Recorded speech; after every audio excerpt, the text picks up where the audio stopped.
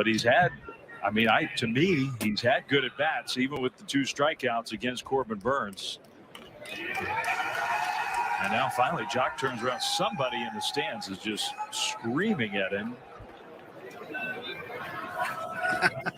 He hits a high drive, center field, and he's looking over at that fan. This one is way gone. Yeah, you get to celebrate that one. Giants lead 2-1. Oh, how great was that? How great was that? I got you. Krueg show after the Giants game tonight. Oh, man, that was one of my favorite Giants games of the year. One game set in Miller Park against the ace himself, Corbin Burns. Burns was nasty. He was nasty, as usual. The Giants, Jock Peterson comes from behind, gives the Giants a lead. The Brewers came back and tied it, and then Luis Gonzalez with his first major league home run, a majestic shot down the right field line. And the Giants go 8-3 on the 11-game road trip, and they're coming home for the Oakland A's. Ryan, man, that was a fun baseball game to watch start to finish. Oh my God. Watching Corbin Burns just dealing like that, I was like, oh man, are we going to have good? He's so good. And I was like, oh no, are we going to have a 1-0 kind of sad Giants broadcast where maybe, we jump right over into the Niners Debo news after like a half hour? Nope. That was awesome. Man. Wasn't that incredible? Jock Peterson leading MLB in home runs. Jock Peterson. What a great deal for Farhan to get Jock Peterson. Jock Peterson looks terrific right now. Let's recap this thing. It was Sammy Long, Corbin Burns, end of a long road trip, an 11-gamer. Because of the scheduling, it's a 1-game series. Milwaukee scored in the bottom of the second inning. Mike Brousseau with an RBI single. Brousseau had a pretty good day. He was 2 for 2. And then, Burns is on the mound, and through 6, he had given up, 1 hit, 2 walks, struck out 9. He had 89 pitches through 6. This guy's throwing his 95-mile-an-hour fastball. He's got elite command. He's throwing 87-mile-an-hour curves. He's throwing low 90s cutters. He'll run it up there 96, 97, and then he'll cut it. He'll throw cutters at 94. And then he's got his 87-mile-an-hour curveball, and he's one of the best pitchers in the big leagues. The Giants started with Sammy Long. It took them 5 pitchers to get through 6, but they did. They hung around. It was, credit Sammy Long and the Giants relievers because they combined to go 6 innings, gave up the 1 run. It was an unearned run, 1 walk, 8 strikeouts of their own. Good day for Brandon Belt, who had a hit by pitch and a single in the first. But the Giants had 1 hit against Corbin Burns through 6. And Crawford struck out on a curveball to start the 7th inning. Flores struck out swinging. And you're thinking, all right, Burns is going to cruise into the 8th. But Luis Gonzalez singled to left center to keep the inning alive. And then Counsell went to the mound and he yanked Burns. And I was like sitting there going, so happy. I was happy too. I was like, oh my God, you're yanking him for Trevor Gott? Trevor Gott is borderline big league. Gonzalez then stole second base. They called him safe on the play. Milwaukee challenged the call and he was ruled out. So why don't we start right there? I thought they probably got it right on the replay. To me, it seemed like maybe after looking at the replay, Rye, that the fielder's glove hand grazed him on the forearm before he got the hand in on the tag attempt. So even though Giants fans weren't happy, Burns was out of the ball game, but the Brewers got out of the 7th inning when that call got reversed. What did you think watching it real time? They called him safe. And a couple angles he looked safe, but that one angle, like from behind home plate, it felt like we got to look at him kind of grazing the forearm of Gonzalez. 2 things. First thing, I actually thought that he might have got picked off at first too. We never really got the replay when you went over to first right before the steal. I thought that right. And then my first gut instinct was, oh God, he's out at second. but they called him safe. And my question is, like, are we changing like the deal with like the indisputable evidence? Because I agree that like he probably got him, but I feel like I don't know if that was indisputable. And it's the same thing with a couple games ago. Okay, so here's what I think is going on there.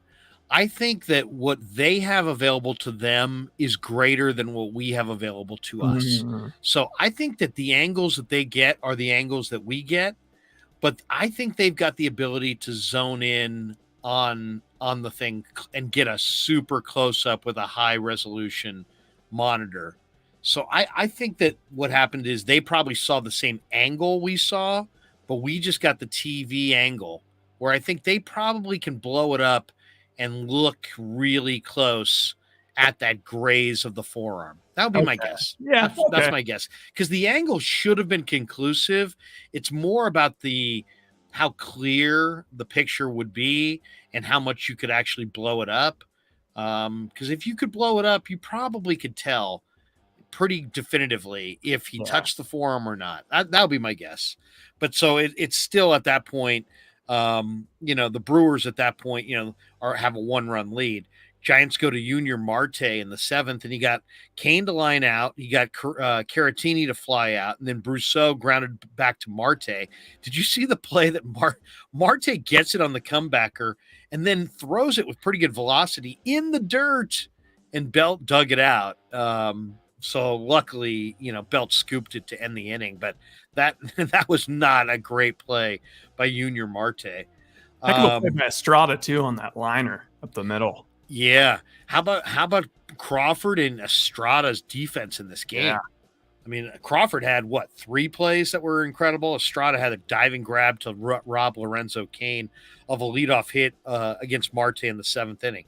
So then top of the 8th against Trevor Gott, Estrada grounds out to second. Vossler cades. So you got 2 outs, nobody on, and Kurt Casale up. And Kurt Casale's hitting 143. Yeah. 143. He's got 1 RBI all year. He's in deep funk.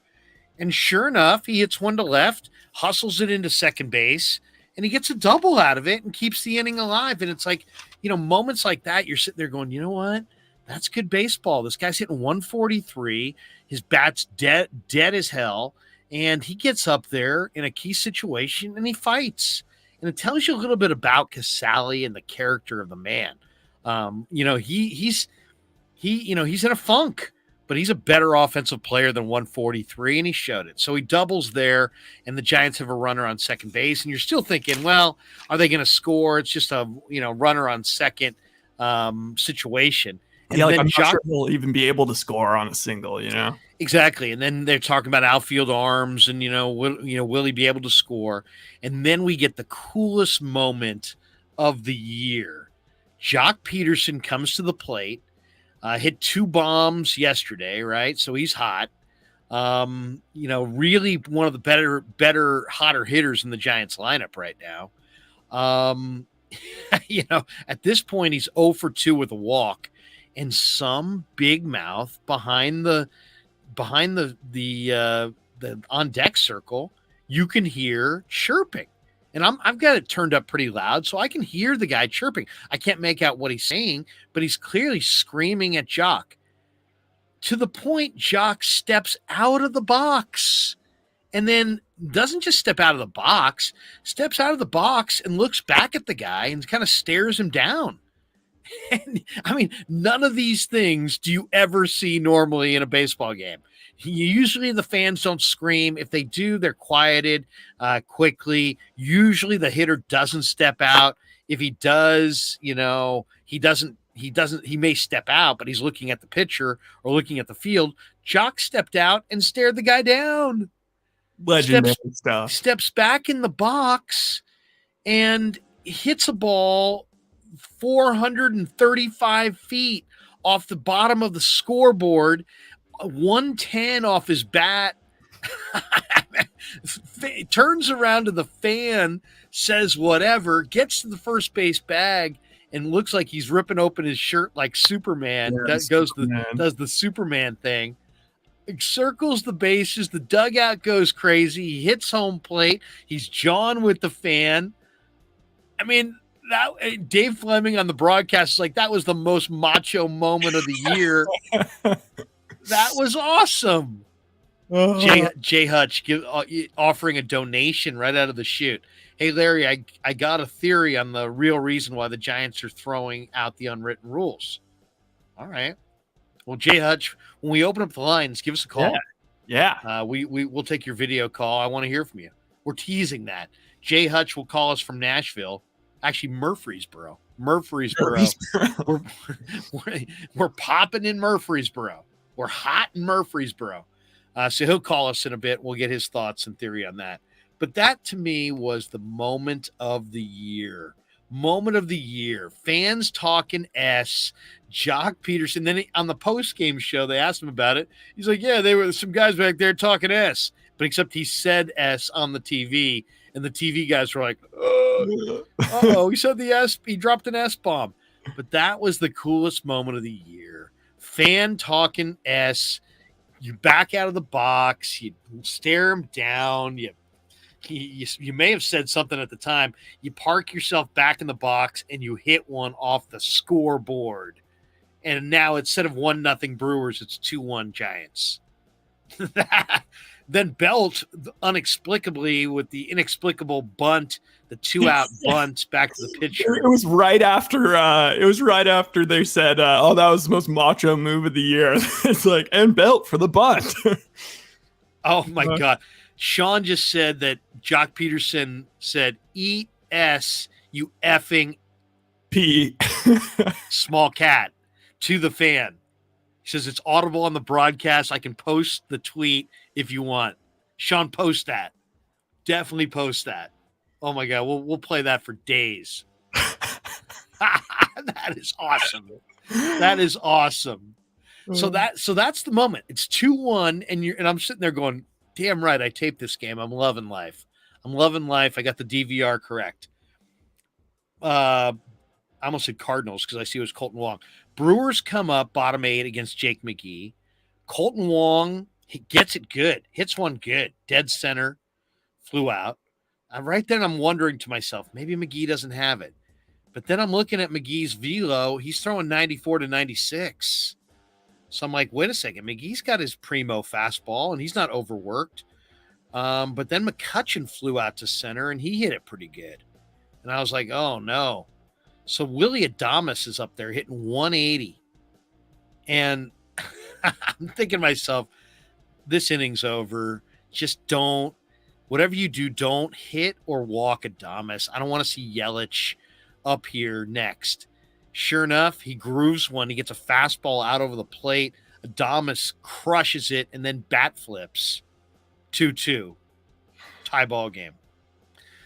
And at that point, I was like, I'm bummed because now it's kind of negates the coolest moment of the year, right? I'm thinking, oh, man, if the Giants are going to lose this, that sucks.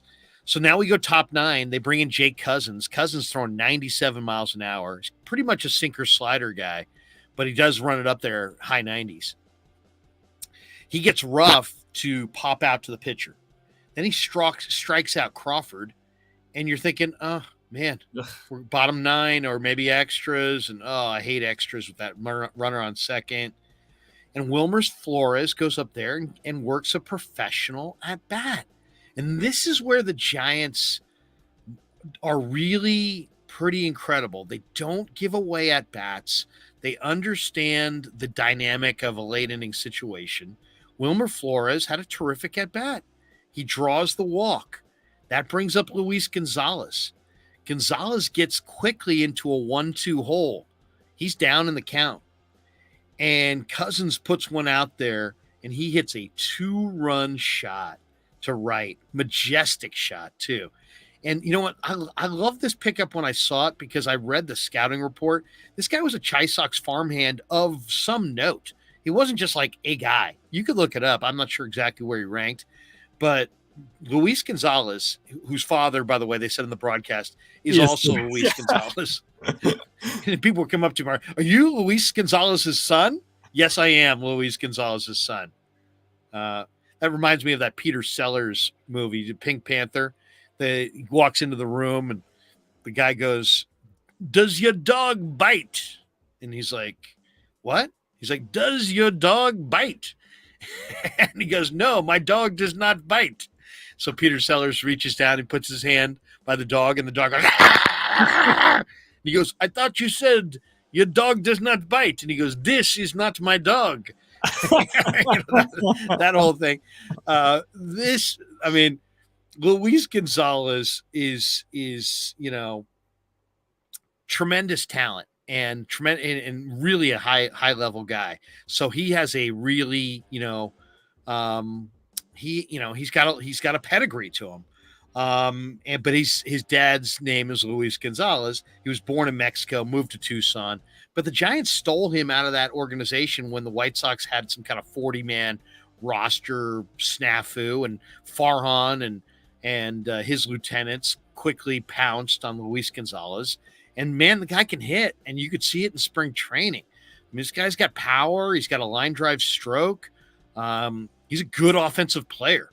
So he hit one out on a 1-2 pitch, and just a huge shot. And Dave said that was his first major league home run. So 4-2 Giants at that point, and then Camilo Doval's throwing 98 in the ninth, and he got him 1-2-3. So the Giants go 8-3 on the road trip, and now come home for the A's.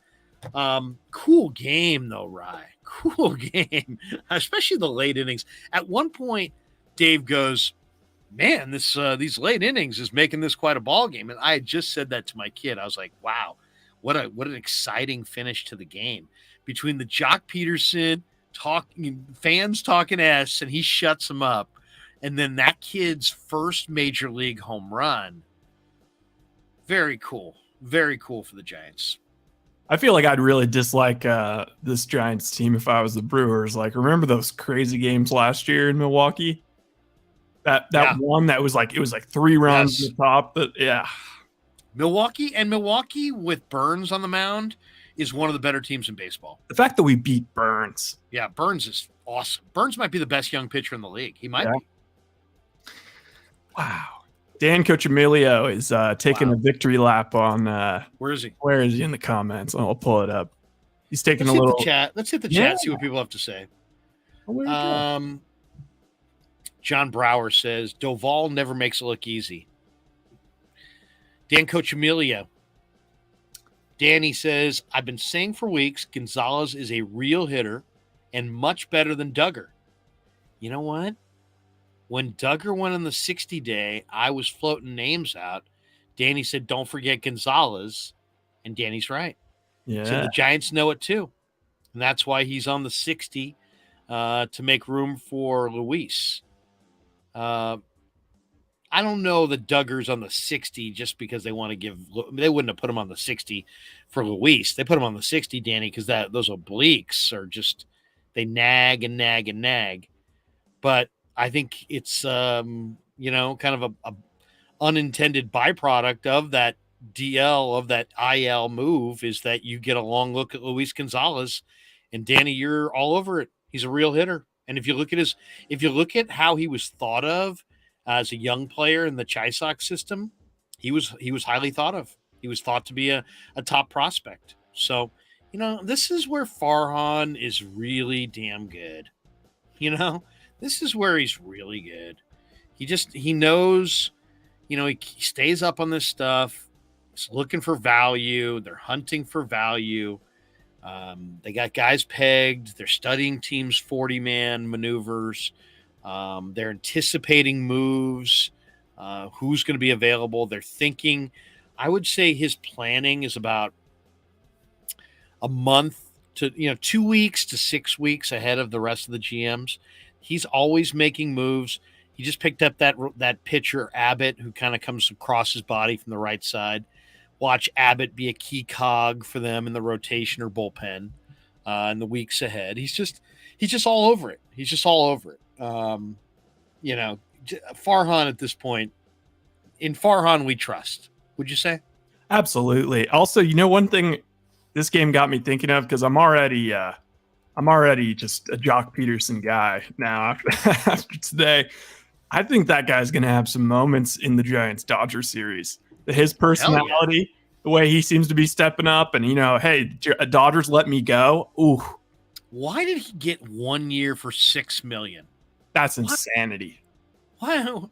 1 year, $6 million is all Jock Peterson could get? Remember how clutch he was last year? Guy's big time performer. Yeah.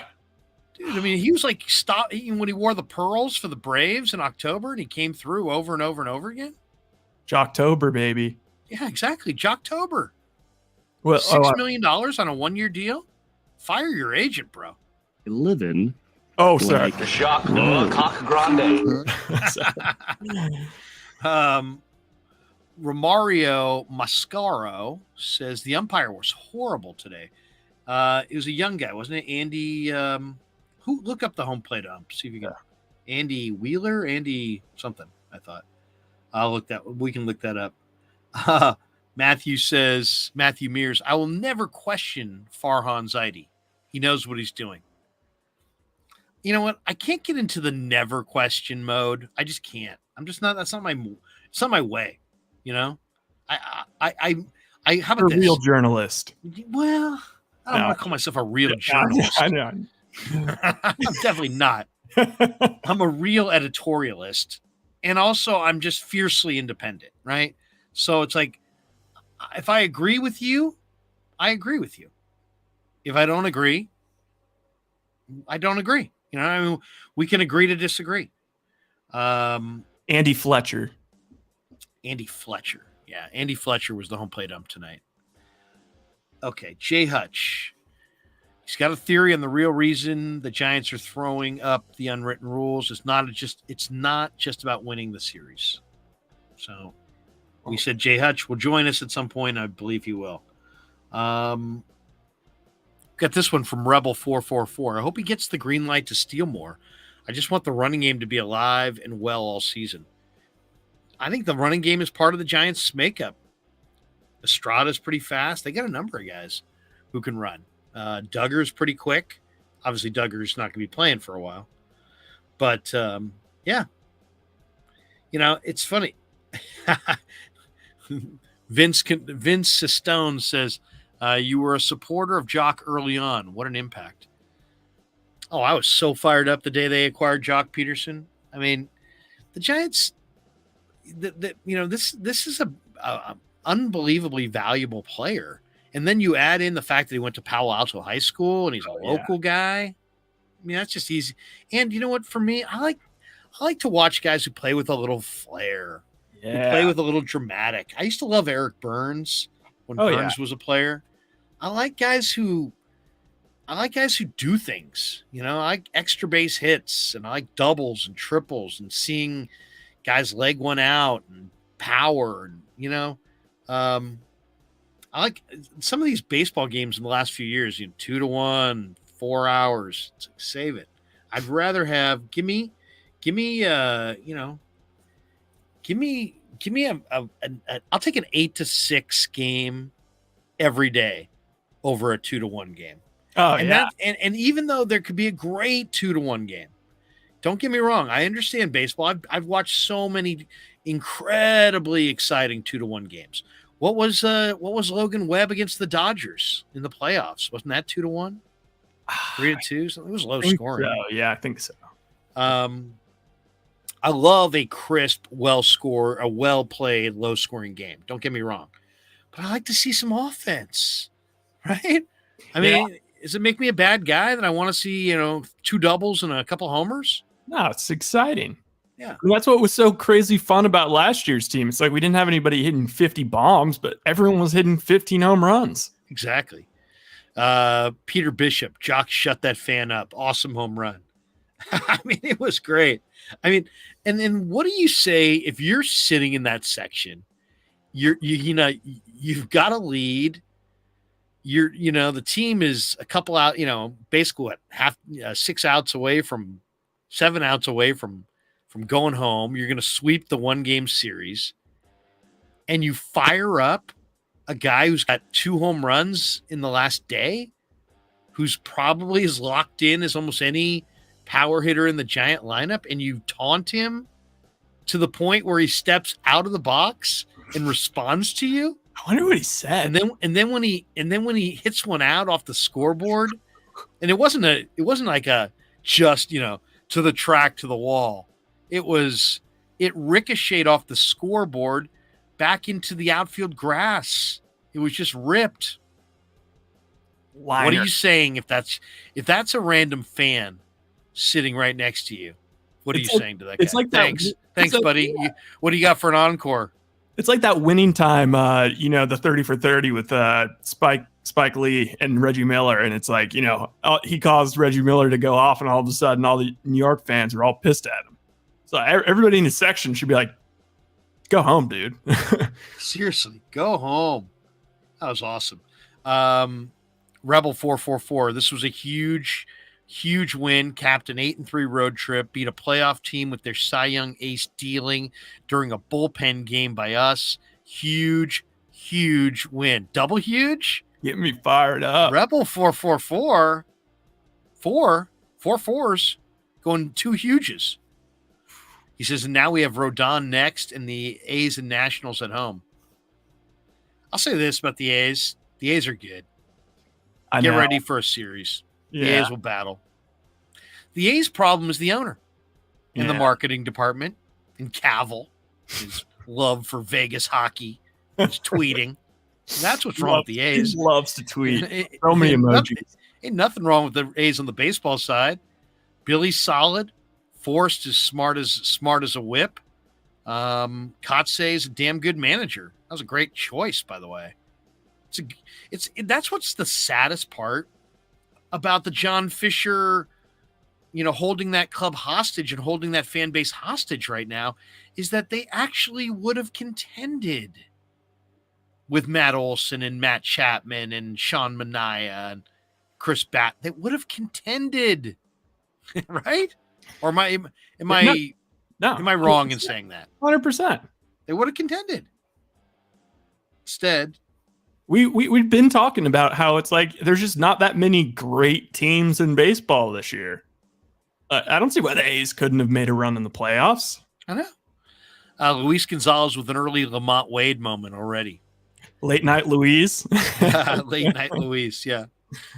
Luis with the majestic. If you're going to hit your first major league home run, a majestic shot inside the foul pole that you can stare at the whole time down the first base line. His body language looked like, I was like, oh my God, that's a foul ball, isn't it? Dude, I called it. I'm like, that's gone, man. That is gone. And literally it went so high that it took another 4 or 5 seconds before Dave made the call. It was like, you know what I mean? It was, but you could tell that was inside the pole the whole way. That was great. Let's see here. We got this one. Another in Farhan we trust. How about turning that road trip where we dropped 3 out of 4 to the Mets into an 8-3 road trip? Seriously, what a turnaround. Slapping the Nationals around, beating the Brewers. Yeah, it was a great road trip for sure. I think, and I was tweeting this out before. Jay Hutch says he thinks Farhan is a year ahead of the competition. I said he's a month ahead. Light years. King's Ransom says Jocktober helped my Braves last season. I think the thing with the Giants that's the biggest surprise, and tell me what you guys think on this. I think it's the offense. Just the fact that, think about this offense. You don't have Yaz. You don't have Longoria. You don't have La Stella. You don't have Wade. Posey retired. Chris Bryant's in Colorado. Solano has been one of your better right-handed hitters the last couple of years. He's in Cincinnati. They didn't make a bunch of moves. Joey Bart got off to a hot start. What's he hitting right now? Check Joey Bart's stats. Isn't Joey Bart hitting sub 200 right now? Yes. 170, 175, something like that. So he ain't hitting. Casali's in a freaking deep freeze. Oh my God. I love Casali, by the way, but he's in a deep freeze. So they're not getting anything from their catchers offensively. Yeah, 171. 171 for Joey Bart. And, he's walking around saying to Casali, look at me, because I think Casali's hitting like 150. Yeah. So, that's their 2 catchers. Belt got off to a really hot start. He's cooled a little. Tyro Estrada will give you a good at bat. Marty doesn't think he can hit anything but a fastball. I'm not quite there yet. I think he was looking fastball for sure, but I wouldn't say he can't do anything but the fastball. Crawford had a phenomenal year last year. He has yet to get it going. Wilmer Flores has had some good at bats, but he's also where's Wilmer? What's Wilmer's average right now? Check. Give me 1 minute. It's low, and it's got to be low. So to me, the fact that the Giants are pitching and playing defense, not surprising. The fact that they are hitting as well as they are is really surprising. Did I read this correct? Coming into today, they were second in the majors in runs scored. I think so. Okay, so second. This is pretty shocking. So Wilmer, you're like, oh, Wilmer's not hitting that well. I think Wilmer's second in the team, like, as far as guys that actually got ABs in batting average. He's hitting 268. So he's been hot. He's been hot the last few days. Yeah. Belt's 241, Estrada 258. Belt's down to 241. Yeah, isn't that surprising? That is surprising. He was ripping it. So what's Jock Peterson hitting, though? 350, 380? 362 with power. Leading the bigs and home runs. $6 million, 1 year deal. $1 million for home run. There's so many donkeys in baseball getting paid more than that, and this guy's making $6 million. Incredible. Absolutely incredible. So, think about it, though. The pitching, you added Rodon, you added Alex Cobb. They're strikeout guys. They look sharp early. You had Logan Webb. You got Wood. You got DeSclafani back. Your rotation looks good. The bullpen, it made sense that the bullpen's a little better because you discovered some guys last year, and those guys were legit. Now here we are in year 2, and you got a lot of those same guys. Alvarez and Harleen Garcia and Jake McGee and Doval and, even down the minor leagues, Kervin Castro, Tyler Rogers is obviously at the major league level. So they've got a lot of the relievers, a very familiar pen. They even added to their pen. So the pitching is really good. And I think the defense will always be kind of kept afloat by the analytics department because the positioning is always going to be perfect. Right? Their positioning is going to be outstanding. So they're really only going to get burned by human error defensively. And they've had some human error. I mean, Flores has had some moments. He hasn't looked great. They'll be better, I think, when Longoria gets back. He's a really, really good defensive third baseman. But, it's a unique team this year. It's like they miss their hitters, but do they? I mean, it's kind of amazing. And it makes, guys like me are always like, hey man, they need to get somebody and Giants need to add somebody. Do they? Wait, so I don't know if the Dodgers, do you know what time they're playing today? Because I'm just checking out the standings right now, and we're currently leading the Bigs by 1 run over the Dodgers in runs. They're outscoring the Dodgers right now. I mean, the Dodgers have played 15 games. We've played 17, but still. Well, yeah. I mean, just when you look at the Giants this year, and they were trying to get Trevor Story. Trevor Story signed for $140 million. Yeah. I mean, think about it. I was talking about this the other day with somebody in the Giant organization. The free agent market is filled with like landmines. Don't step on that one. Oh my God. Watch out. Dude, you almost gave Trevor Story $100 million. Yeah. Oh my gosh. Would have set us back for days. Thank God that didn't happen. You know what I mean? That's what the free agent market is like every year now. It's packed with like bad decision after bad decision and wasted millions after wasted millions. Farhan just sidestepped it. Now he doesn't get everybody he wanted. It sounded right like they really badly wanted Seiya Suzuki in the offseason, and they didn't land him. He went to the Cubbies, and the Cubbies look great. By the way, Suzuki looks great with the Cubs. Yeah, he's got Rookie of the Year locked down. Wasn't he Player of the Week? Yeah, I think so. Yeah, I mean, he's It's ripping with crazy. power. So it's not like Farhan gets every guy, but man, I mean, he's not going to overspend in the free agent market for a bunch of duds.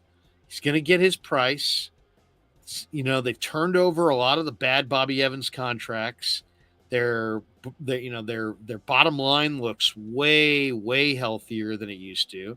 The farm system is about to spit out players. You would at least, you never know, but it looks that way, doesn't it? It looks like, Hunter Bishop and Ramos and, Matos, and these players, Luciano, they look, even guys like Brett Auerbach, these guys look legit. You know what I mean? They look like they're legit prospects. Now, who knows? We still got to see them make it to the majors, establish themselves as big leaguers. There's a lot of time between now and then, but they have seemingly a lot of highly rated prospects in their farm system. They've cleaned up their books. They're pitching the hell out of the ball. Their analytics use has made them defensively as a very solid club, and then offensively they're doing it, and I don't get it. I mean, the offensive part is the part where I'm just like, Farhan, how are you doing this? Oh. I mean, I believe. It's like, I mean, seriously, I mean, I looked at the outfield and we read those splits. Slater's 170 against righties and Yaz is 140 against lefty. I mean, they don't even have one everyday outfielder. Not one guy that you said, you know what? I don't know who's going to be in there today, but that guy's going to be. They don't have that guy. Their entire outfield, they don't have that guy. Oh God, Jay Hutch is really teasing the heck out of this. What I'm getting a lot of going to mileage out of say, his statement. yeah, what I'm going to say is going to blow your mind, Larry. I love it. Are we gonna pay the bills early on here? All right, Let's I do guess. it. Yeah, Let's do it. Let's mention the sponsors. We got great sponsors. We got more to go though. I got more things to say today. I'm in a talky mood. All right. Let's talk about our sponsors. As you see bottom of the screen, Telmetrics.co. Casey Bateman, the owner of Telmetrics.co, is a proud sponsor of the Krueg Show. And Casey, we love you, brother. Thanks for believing in our vision. And let's talk a little bit about his company, Telmetrics. If you're an orthopedic surgeon, if you're an occupational therapist, if you're a chiropractor or a physical therapist, Telmetrics.co is designed for you to use in your practice and will greatly benefit your patients. Telmetrics uses computer vision and artificial intelligence and provides a platform for outpatient rehab therapy services, both in clinical and telehealth environments. Using Telmetrics can improve your patient's experience and much more. So for all your sports injuries, and if you're a physical rehabilitation specialist, make sure that you go to telmetrics.co, Telmetrix.co. And we appreciate Telmetrics.co for being a proud sponsor of the Krueg Show. And also, let's see, we have let me go to Danny Coach Emilio's banner as well, because we got a great banner for Danny. Dan is our sponsor. There it is. Thanks, Fred, for calling that up. 925-628-9966. Dan, who may be on the show later tonight. Who knows? Maybe he'll call in. He's a retirement planning specialist, and his website is securemoney.com. And he's going to help you keep more of the money that you make throughout your life. And these are uncertain times, and there's a lot of uncertainty going on in the world. And the one thing that you know is that you want your money to be safe, and you want it to be secure. And that's where Danny comes in. He'll help you plan for your retirement. He's got 25 years of experience. He's born and raised right here in Northern California. Big Giants fan, Niner fan, Warrior fan, and he's a great guy. And he can help you get an immediate 10% premium bonus on your principal retirement account. Just give him a call. Give him a call right now for an appointment, 925-628-9966. And make sure you're putting your money where it is secure. Once again, Dan, Coach Emilio, retirement planning specialist at securemoney.com. 925-628-9966. And we thank Danny for being a proud sponsor of the Krueg Show. Well, if you're just tuning in, Giants get a very exciting win today over the Milwaukee Brewers, and 4-2 was the final. And really, why was it such a win, such a great win? A lot of the things that we talked about with people in the chat. Giants going with a bullpen day, going up against a Cy Young candidate in Corbin Burns, and it wasn't like Burns didn't have it. Burns did have it. And what did the Giants do? They went out there with a game plan. We're going to battle. We're going to throw Sammy Long in the kitchen sink bullpen-wise at the Brewers, and we're going to see if we can get to the fifth inning and have a shot to win. Sure enough, they got to the sixth inning. It was a one-run game. Peterson pops one out to make it 2-1 Giants. Brewers tie it up with a solo bomb. Luis Gonzalez unties it with his first Major League home run down the right field line. 4-2, good guys, and the Giants are coming home after an 8-3 road trip, and we're just kind of talking about the season that is. How many games are we in right now, Ryan? Ooh, math. 17 games for the Giants. 17 games. 12. They look good. They look good. Robert Rothberg, he said Bart strikes out way too much. He has to be more disciplined at the plate. Seems like he had. It's interesting. I wonder if it's about fatigue, because in spring training, he showed remarkable discipline at the plate, definitely improved. And then he began the year demonstrating that exact patience. But I would agree, on this road trip, he's lost his zone a little bit. He's expanded his zone, and he's getting himself out more. So the thing is, he's such a powerful presence, and Casali's struggling as well. I mean, it would be easier for Cap if Casali was hitting 325 instead of 125. Then he could just play Casali for a week or two, and give the kid a break. It makes you wonder too. I know the Giants have tremendous catching depth. Do you have the AAA stats? Can you check the AAA stats for Sacramento? Look at the catching. Look how Genovez is doing in Sacramento, and look how Bailey.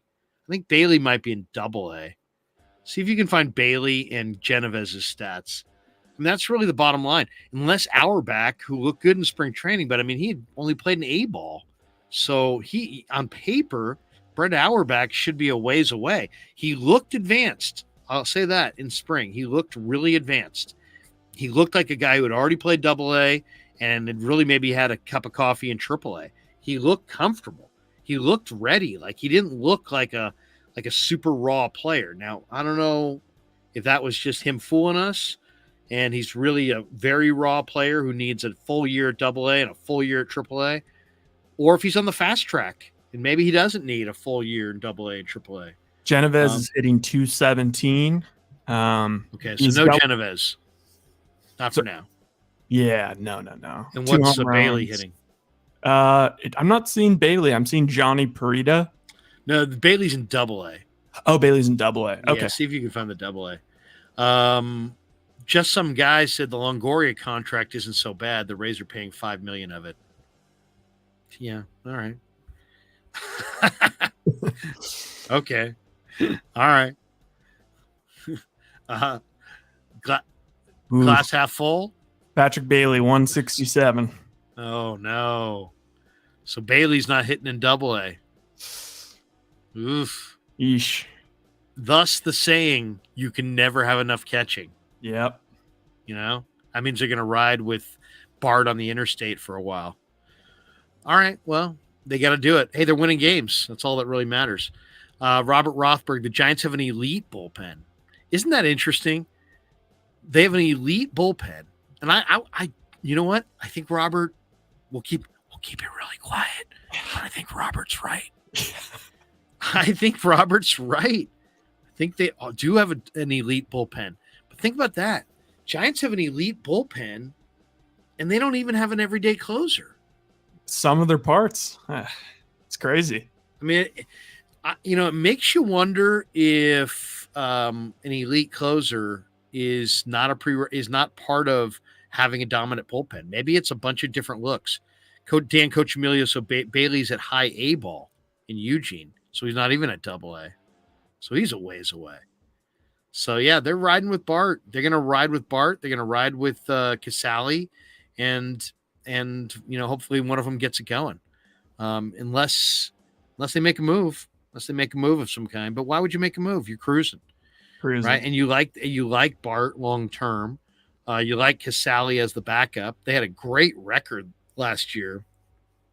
Heck, let's be honest. They had a great record last year with everybody. They won 107 games. But I mean, look at their record with their backup catcher. I mean, it was a crazy good record with Kurt Casale. So Casale's underrated. I think he's an underrated player. He's obviously a really good catch and throw guy. He's obviously a terrific guy. He's a terrific leader. And he's got power in his bat. If he could get the bat going, that would help the Giants immensely. Scott Fowler weighs in with this one. He says, doesn't seem like there's too many catchers hitting over 220 in the majors right now. It just goes to show you how valuable Posey was and that we, kind of took for granted. It's just, even if he's having an off year for him and he's hitting 280 or whatever, it's just such a vast improvement over the, rest of the bigs. Miss Buster, man. Miss Buster. I loved watching Buster. I loved watching Buster and how he, the high regard that umpires nightly held him in. Yeah. And he would always get the corner pitches in the key situation. Those montages of him walking off before the umpire called it. Catch it, walk off, before the umpire even made the called strike 3. It's awesome. Jay Hutch, 91. Posey's the best modern era catcher. Well, it's a 2-man race. It's him and Yachty. I think he's better than Yachty. Oh, yeah. Come on. Posey's got the rings. Posey's got all the hardware. Those shutout stats. Did you see? I'm sorry, Ryan. Oh, no. Those shutout stats in the postseason was the biggest. He's got double the next catcher in terms of postseason career shutouts, and he's played in half as many playoff games as Yachty. Did you see Russo the other night on TV trying to make it seem like Buster wasn't a Hall of Famer? It's I know. I get it. I understand. Not watching. No, he's a Giants fan. He's watching, but I mean, he's just so buried in his Hall of Fame minutia that it's dude, sorry, Chris. Guess what? All these old stodgy Hall of Fame writers are going to have to wait for it. You're all going to have to adjust. That's right. Yeah, for the catcher position. Nobody makes and nobody plays as long anymore. The things of yesteryear, guys don't make 32 starts a year. It's an age of specialists and getting guys out and pulling Blake Snell in Game 7 of the World Series, despite the fact he's cruising. It's a totally different game now. So it's not, I agree with Rebel 444. Seriously, come on, Mad Dog. Shame on Mad Dog. He's got, and Chris is smart enough and knows the game well enough to know. See, this is a tough one for New Yorkers because he's got a very similar resume to Thurman Munson. They both were winning catchers, good offensive catchers, whose resumes are short. In an ideal world, Buster would have played 5 more years and accumulated a bunch of, I don't want to say fraudulent stats, but just accumulated some more numbers. And now guys are getting out earlier and guys are thinking about, post-light, they're making more money. And so they're, you're financially set. And of course, obviously we know Munson's story. He died in a plane crash, sadly, which cut his career short. Jay Hutch, you have teased your appearance here on the Krueg Show. Rye, what was his exact quote to quote Jay Hutch before we let him start talking here?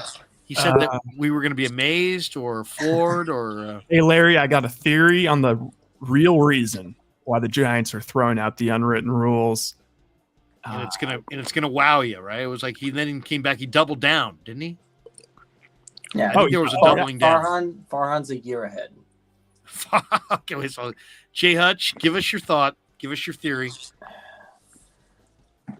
Baseball is moving the same direction football's been moving into. Offense. Why? It makes more money. Also, it works.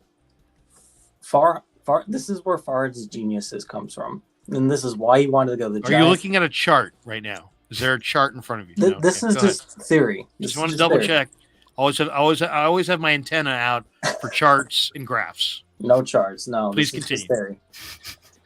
This is the reason why Farhan wanted the Giants and why the Giants wanted Farhan. Okay, let's hear it. What have the Giants always done? You won't find me rude if I take a sip of my water, a pull or two as you're. You have to have the water in your mouth so you can spit it out when you hear the theory.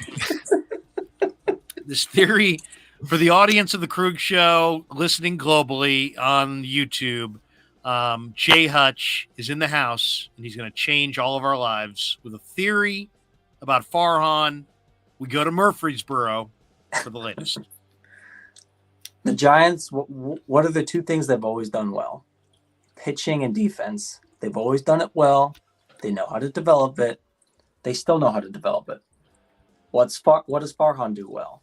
Offense.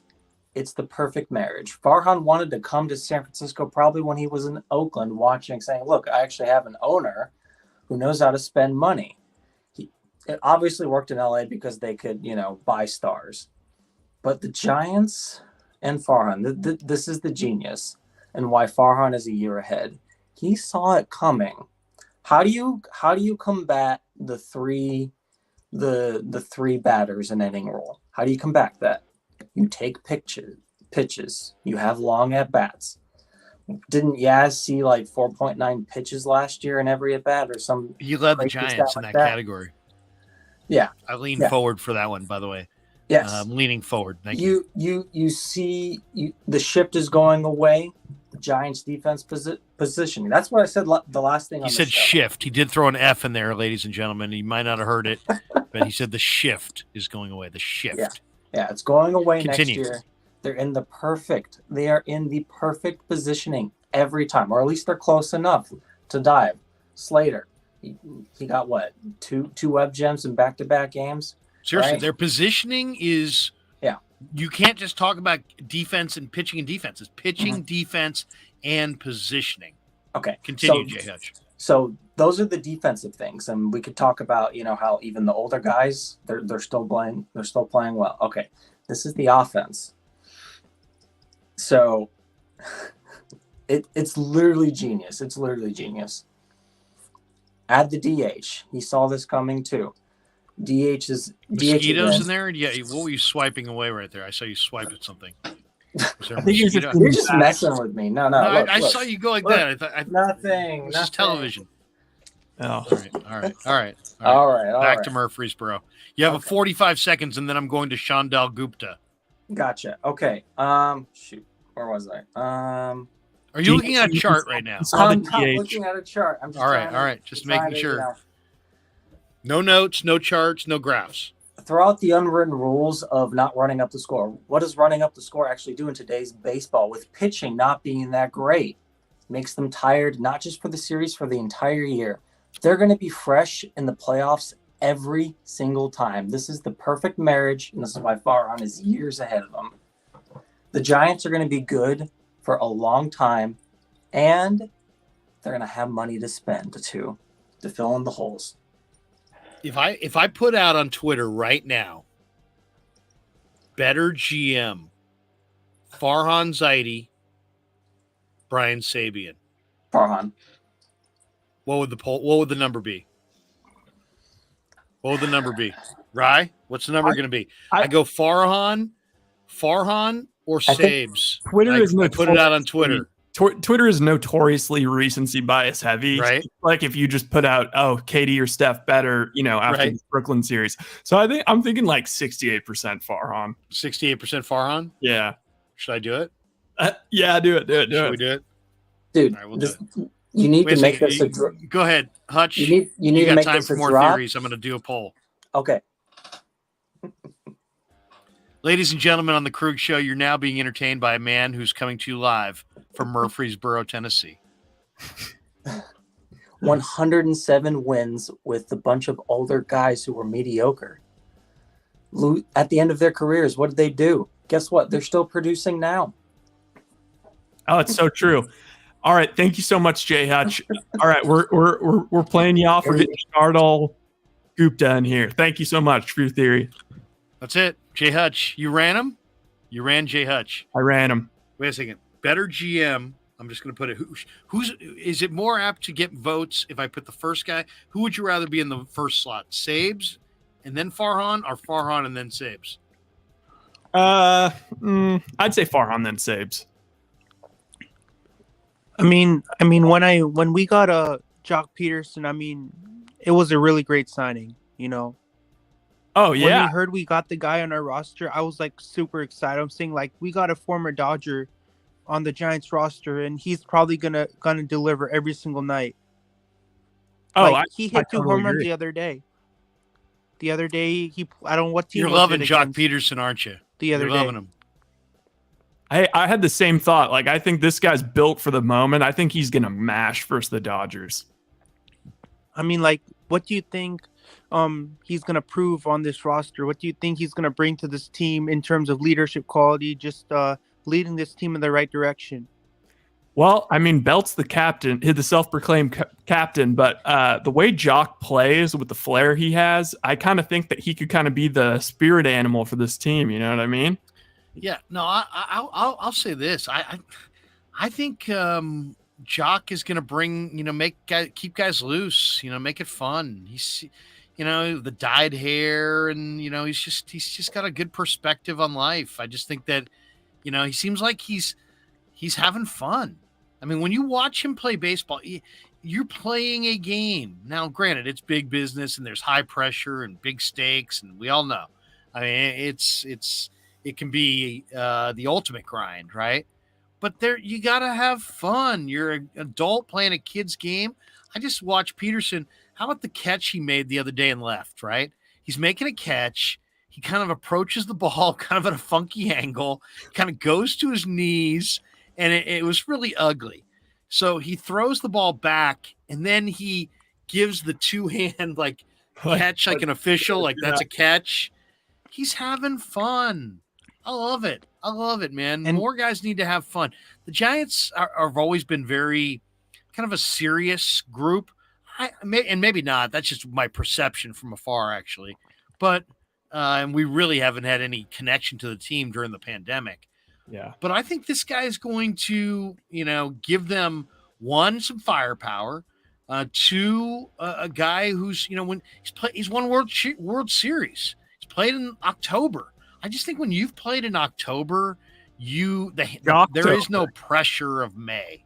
The pressure of April or May or June is all pales in comparison to October baseball. So to me, when a guy's had success in October and multiple experiences playing in October, man, you want, as long as he's not old and over the hill, you want that guy on your club. And this guy's not old and he's not over the hill. He's going to have a nice little run here. I would say Jock Peterson's going to be a Giant for a while. And I love the addition. They desperately need power. They desperately need offense, and they desperately need a little swagger. And this guy provides all three. I'm a huge Peterson fan. And when I looked at Jock Peterson, his brother has a learning disability. He was a big Dodger fan, and he put on the Dodger gear. And then when his big brother came into the league, Jock Peterson, he embraced the Giants colors, and he put on the Giants jersey, and he wanted to look up to his hometown hero.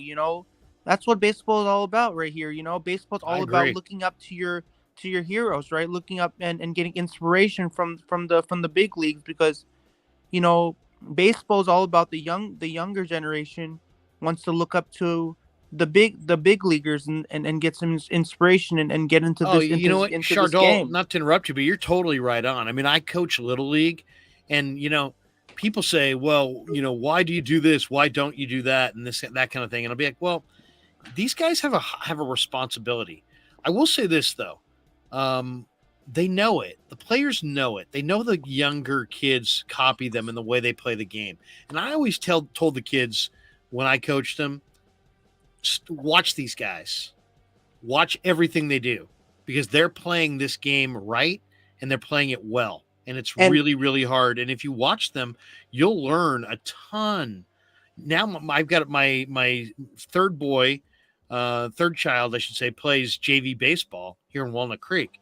And he's now super interested in the Giants every night. Why? Because he's playing JV baseball and he can see the plays that Jock Peterson makes and Brandon Crawford makes and the plays that his team doesn't make by comparison. And that's how you learn the game. But one of the coolest things I can say, and Chardal, thanks for chiming in. We appreciate your contribution. But let me say one last thing and then I'll give you your final thought. And one of the coolest things I think about that I've ever seen in a baseball clubhouse is in August when the Little League World Series is going on. It's on the tube in the clubhouse and the guys are watching it and they're liking it. They're watching these 12-year-olds and they're commenting and they're talking about it. And that is what I'm, people say, do you miss being in the clubhouse and the pandemic and this and that? Not normally. I mean, I don't normally miss being in there, but yeah, I do miss being in a major league clubhouse in August when they're watching Little League baseball on ESPN and they're sitting around 5 hours before the game and they're talking about their own Little League experience as they're watching these kids do it. Yeah, that is something I really missed. Chardal, before we go to Dan Coach Emilio, we'll give you your final thought, and we appreciate you joining us. I see your sweatshirt. It says SJSU. Are you a Spartan? You go to San Jose State? Yeah. Way to go, man. Hey, and thanks for listening to the show. What's your thought? Give us one more. I just wanted to say, when I look at little leaguers to learn from the big leaguers, I can see how they get put down because they want to have a really great game, and when one game doesn't go so well, I could see how their spirits are so down, and that doesn't make me feel so good because I myself am a big fond person of being with kids. I love to be around kids. I'm just a lover of kids. So when I see the little kids crying, realizing that their game could have gone the way they wanted to, and it didn't go their way, it just doesn't make the little generation feel so well. I hear you. Appreciate it, man. Thanks for giving us a call on the Krueg show, and we welcome Dan Coach Emilio to the show. Danny, hey, how are you? Doing fantastic. How are you guys doing? You were right, Danny. You said Luis Gonzalez. The other day, I came out. I was grim. The news was grim. Steven Duggar was on the 60-day DL. Dan Coach Emilio said, "Listen, young pup, don't fret. Don't fret, because I was at spring training while you were in Walnut Creek. I was in Scottsdale living it up, and I've seen Luis Gonzalez, and Luis Gonzalez can rake. And Danny, you were right. He's looked great tonight. First major league home run, majestic shot down the right field line. I thought tonight was one of my favorite Giants games of the year for the two home runs. For How sure. great was today?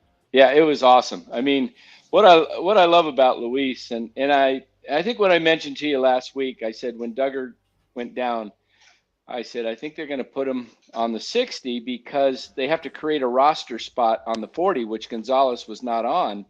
And, who were they going to let go? They had already let go of Davis earlier in the day to make that trade for Abbott from the Cubs. So now the 40 was full, and Duggar's timing, he gets hurt with the oblique, which takes probably about a month. So they're figuring, well, he's going to be out for 30 days anyway. Let's put him on the 60. This way we can bring Gonzalez onto the 40, and Duggar doesn't count against the 40. So now Duggar's basically not on the 40-man roster when you're on the 60-day.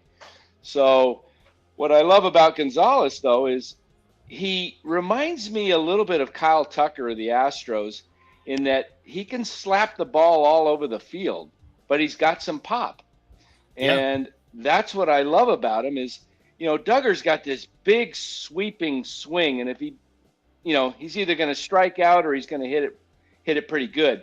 But he doesn't hit it that often. And, I love Duggar's defense, but Gonzalez is a ball player. I mean, he's a hitter. Player. He's got offensive potential. And Luis is not very old. No, he's 26. He's not he's not 20. He's not a baby, but you know what I'm saying? He's entering the prime of his career. He may have a decent little run. And I'll tell you this, The other left-handed bats in that outfield, Yaz, Lamont Wade, Duggar, these guys are going to have to step their game up because this guy can hit. Yeah, he's balanced he's a at hitter. the plate. He's got you saw the power. Yeah, but I mean, I love the professional approach. He'll hit the ball with authority into the opposite field gaps.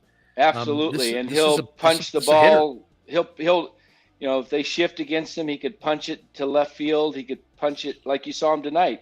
He punched it right through the 6 hole, and no one was there, and he's got that ability. You can see how he's got a compact stroke when he needs to, which is a sign of a really good hitter, because a lot of these guys today they don't have the ability to just punch it like a Rod Carew used to do and go up there and slap the ball where the defense wasn't or is not playing. So I love that about Gonzalez. The other thing I really, really would like to see Farhan do right now, if I'm Farhan, I'm going to Jock's agent and I'm putting a 4-year, $60 million deal in front of him. He's only 30, so he's getting better. You see guys start to get better at this age. They rarely do that kind of thing. You're saying take away his motivation. Right now, he's on a 1-year deal and he's raking. Yeah, and you're going to take away his motivation and give him a long-term deal. I mean, I wouldn't mind calling his agent. And discussing it. I know what you're saying. Let's talk about the parameters of it, but let's sign it later. Yeah, maybe in the offseason if they bump him up to that $15 million a year, that's a bargain for a power hitter. That and believe it or not, he's leading the team in hitting. He's hitting like over 350, I believe, somewhere in that. It gives the team a little bit of swagger. By the way, you got Mavs Jazz going in the background over your right. Oh yeah, you can see that. Oh okay, yeah. I got the score? 43-32 Dallas with 4:45 to go in the first half. That's game 5 of a 2-2 series, right? Yeah, right? game 5, and Luka's looking pretty good. He doesn't seem to be slowed down by that calf injury, so he looks pretty good. And I was so wrapped up in the Giant game. I know Simmons didn't go. Did Boston finish up? Swept. Yep, they did. They swept it. Durant played pretty good. People were taking shots at Ben Simmons. My God. Yeah, it was like all of a sudden it was like National Attack Ben Simmons Day on television. It was awful. I don't know what happened, but like there was like a threshold that a day ago was passed where it was like, all right, we're now allowed to make fun of Ben Simmons for his mental health. He's not going in the decisive game. Oh, avalanche of negativity on Ben Simmons. Yeah, I don't know if he would have made much of a difference. He hasn't played in a year. Yeah, and he hasn't played with any of those guys. So they were going down either way, is what you're saying. Oh yeah, they're going down. But people were just talking about the optics and how bad it looks and this and that. Whatever. Nets have bigger problems than Ben Simmons. They got a lot of problems. Nash is gone, right? Do you guys think Nash is gone? He's gone. And Kyrie, do you re-sign Kyrie? Kyrie can opt out. I don't know. Where's he going? I don't know if you sign that guy. I think he'd retire. He'll go to Toronto, so he didn't have to play at all since he's not back. What if he went back to Boston? That would be awesome. He left Boston, he went back to Boston. Yeah, I was saying win of the best game of the year. Where do you think, Danny? Because you watch these games pretty closely. Best Giants game of the year tonight? That one was a great one. What's your favorite so far? If this isn't it, what's it? If this was not it, then it would be opening day with Ruff is on the move. Yeah, I was obviously there, so watching him come around second and third, and he's chugging, he's running out of gas, and he kind of falls over home plate. That was wonderful. But just being that it was opening day and there was 40,000 people there, that was pretty good.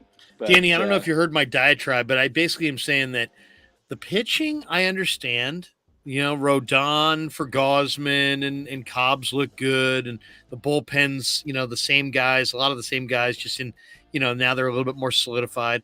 To me, it makes sense that the pitching's good. To me, it makes sense that the analytics, an analytic-led defense is solid. What is shocking to me is that you take away Buster and Chris Bryant and Solano and Wade and Longoria and Tommy La Stella. That's six good offensive players from last year's team. Right. And they're second to the Rye said you said second, right? Right? Second to the Dodgers in run score. I mean, we're currently number one, but all the Dodgers need to do is score one run tonight so they're neck and neck. Against the Diamondbacks, never happened. Yeah. Yeah, Marty's there tonight, by the way. Marty went tonight. Oh, right. Hey, Dan. I should have went. Dan, I have a question for you. So, because I'm on board with I love the idea of bringing Jock in long term. I mean, do you think that my only holdup is just he only hits versus righties, right? Like, do you think that he could expand into a little bit more of an everyday role? I don't know if he ever will, but what we're seeing so far, the Giants. I mean, look at poor Slater. He can't ever get in the lineup because they never face a lefty. I mean, out of 162, you're probably going to have 120 against a right-handed pitcher. Fair point. Danny, go ahead. What do you think of the? Are you surprised the Giants' offense has been as good as it is? And Jay Hutch, who is once again in Murfreesboro, says Ruff is on the move. Ruff is on the move. Yeah, it was actually 3 times, but I wasn't going to repeat Kipe, so. Yeah, I did my impersonations the other day of Mad Dog and who else did I do? Time. Yes, and then Scotty Farrell. Yeah, so that's enough imitations for a while. Yeah, exactly. You want to get in trouble. Yeah, but what I like about this team right now, they're 12-5. Last year at this point, they were 11-6. So. For those who say that they're not going to do 107, yeah, you're probably right. They'll probably do 112. So, think about that. The only thing that we all could agree on in March, well, and it really started to bother me as well. It's like every time I turn on a radio show, well, I'll tell you, they're not going to win 107. That's all I know. Yeah. It's like it would be awesome if they won more than 107. Yeah, wouldn't that be something? They win 108. Yeah, I mean, realistically, trying to take the safest take of all time, and you're still wrong. Yeah, realistically, they're probably 90s to 95. What I said earlier in the year, before the season, said we talked about it. We said when we had that show about Vegas, I said 90 to 95, but I'd love to be wrong and see them win over 100, but. It's early, but what I like about what's happening right now is Wade is out, La Stella, and Longoria. When you bring those 3 guys back, you're going to allow Ruff to get some rest and use him for what he really is best at, which is facing lefties, spot starting him when he's hot against right-handers. But they'll see more lefties as the season goes along, but last year he was ripping left hand. 100 mile an hour off the bat almost every time he swung. He'd make contact, and so that'll come back. That's going to come back. He's playing every day virtually right now, and that's not where his strength is. They're pretty much a platoon team. Longoria will probably play the majority of games. Him and Belt and Crawford are the 3 guys that will probably be in the lineup most days. And Estrada is making a case too because of his defense.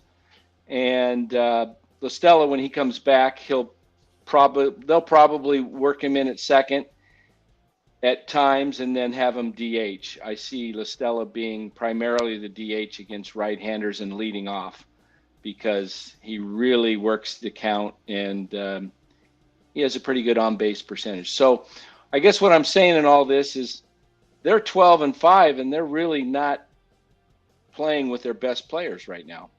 It's amazing.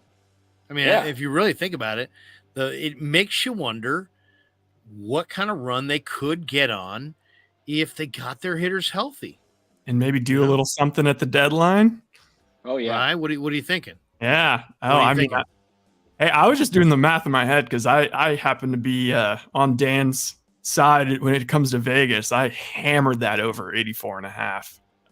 that is looking real easy. The over's home, right? Come on. Come on. I thought I loved the Giants over. Padres were 88.5. The disrespect. That was another one. I think Russo liked the under. He was talking about the under. And then he went on with Aurelia and on NBC Sports Bay Area and Laura Britt, and basically said that Buster, he grudgingly was like, yeah, I guess Buster could be a Hall of Famer. But he liked the Giants under at the beginning of the year. Everyone is salty because last year everyone was giving out Dodgers to win like live, in season, like, okay, clearly the Giants can't keep this up. Like, easiest bet ever, bet the Dodgers to win the division. Like, they will catch them. I think people are still salty because so many people lost money from that. I mean, they're 100-1 to win the division to come into the year. It's craziness. So for Vegas to win that bet, the Giants would have to go 72-84 here on out, right? I like it. That doesn't look good. That's not very likely. All right, Danny, answer the Twitter question of the day. I put out a Twitter poll. All right. Better Giants GM, Farhan Zaidi, Brian Sabian. There's four. I put it out 19 minutes ago. There's 447 votes right now. And 12 people like it. 2 people have retweeted it. I have 30 comments. I guarantee you those comments. What do you think the over-under is on, either snarky or just ridiculous comments? Like, you would do that. You would, something like that. It's probably pretty high. But what do you, and Romo 2001 is kind of weighing in. He says Farhan is a rung below Sabian. Farhan has built an incredible regular season team. He has no success in winning championships. Sabian has done it. And until Farhan gets a few under his belt, Sabes is the better GM. Well, he took the words out of my mouth. I mean, I love Farhan, and he's done great to turn this franchise around. You remember when he came on, they had almost lost 100 games in 2017. And then what was his first year? 19, right? Yeah, Bochy's last year. Yeah, Bochy's last year. Right. So, I mean, he's doing a great job, and hopefully time will tell, and the Giants will win a couple. I think if he can consistently get the Giants in the playoffs like he did with the Dodgers, if we can get it. I mean, we never had under Sabes, except I think we had 97, 98 was in that wild card to the Cubs to get in the playoffs, and they lost. 99, they were. Do you remember who they lost to that night at Wrigley Field? The Cubs. Oh, I mean, who? What who pitcher? Started? Yep. Remember? Righty. Steve Traxel. Oh, remember my Steve goodness. Traxel? Yeah, that's right. And just shows I have no life, by the way. I just showed everybody I have no life. It's Larry Krueger has no life, everybody. Thank you. I'll be here. Tip your waitresses. No life Krueger right here. Steve Traxel, ladies and gentlemen. Thank you. But the Ryan Giants right there laughing at me. Best years were from really 97 to like 03, and then they kind of 04 was okay, and then they had that 05 to 07 they were awful. 08 they started getting the young guys coming up, and 09 was the kind of the turning point where they were, a 500 club pretty much. I mean, it hasn't been as instantaneous, but he didn't necessarily inherit a great situation. There were a lot of bad contracts. He had a pretty thin system. The fact that he turned it around as fast as he did, to me, is shocking. If you had told me that the Giants would have ended the Dodgers' 8-year stranglehold on the division a couple years into Farhan's tenure, no way, no how. And they did it. And now they're kind of showing this year it wasn't accidental. King Tone says, Larry, get Farhan on the show. We will. We absolutely will. Let's. Randy 415 says you insulted Bobby Evans with your poll. Thank you. There's always one guy. Now, do you guys want to read some of these comments? Sure. In the poll question. Okay, so hit the poll question just read. Better Giants GM Farhan Zaidi, Brian Sabian, 480 votes now. It's 65% Farhan, which shows exactly what Rye said, right, Rye? Yeah. You said recency bias. It's going to go heavy Farhan. Yep. And I got to say, based on my Giants watching experience, I'm only 26. So, I mean, the crazy thing is looking back, it's like, 10, 12, 14, we win the whole thing. But what, 11, 13, 15, we don't even make the playoffs. And then 16 felt like it could have been another year, but it's just crazy that we weren't in the playoffs every one of them. Here's some of the reaction to the poll question. Yeah, let's hear it. A bit too early for this convo, Larry. Sabian was the GM for 3 World Series titles, also helped keep the Giants from moving to Tampa. Farhan has made some nice value moves in a few years. There's another guy weighs in. His handle is Fire Farhan. And he immediately jumps in with how quickly these nerds forget 3 world championships. Wait, who is that? Like, who is that strong of a take against Farhan to like have that as their seriously? I mean, that right there is very revealing. There was all kinds of Fire Farhans when he started the 19 season with Connor Joe and Phelps, or what was the guy? The other guy's not Phelps. There's Reed, Michael Reed.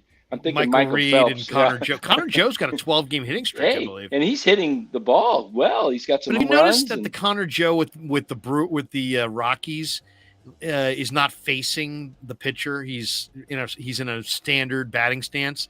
When Connor Joe played for the Giants, he was facing the pitcher. Do you remember that?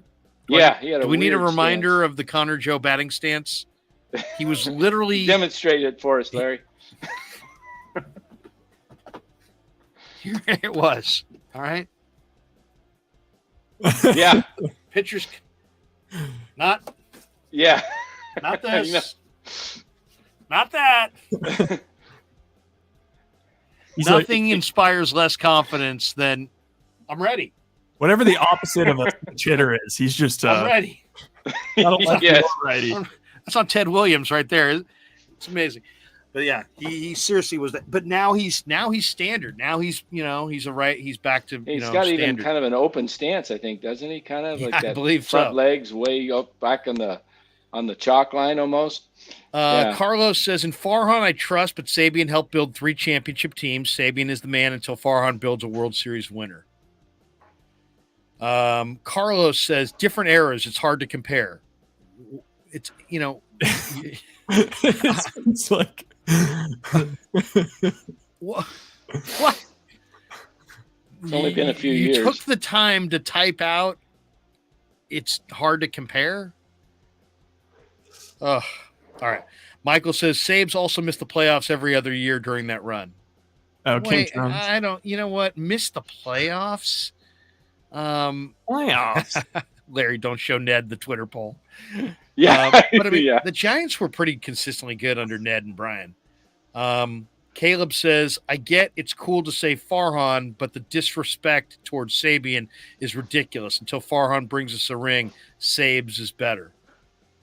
JC, Brian, until you win a ring. DP, yeah, give me the dude with 3 rings. Do you sense a theme here?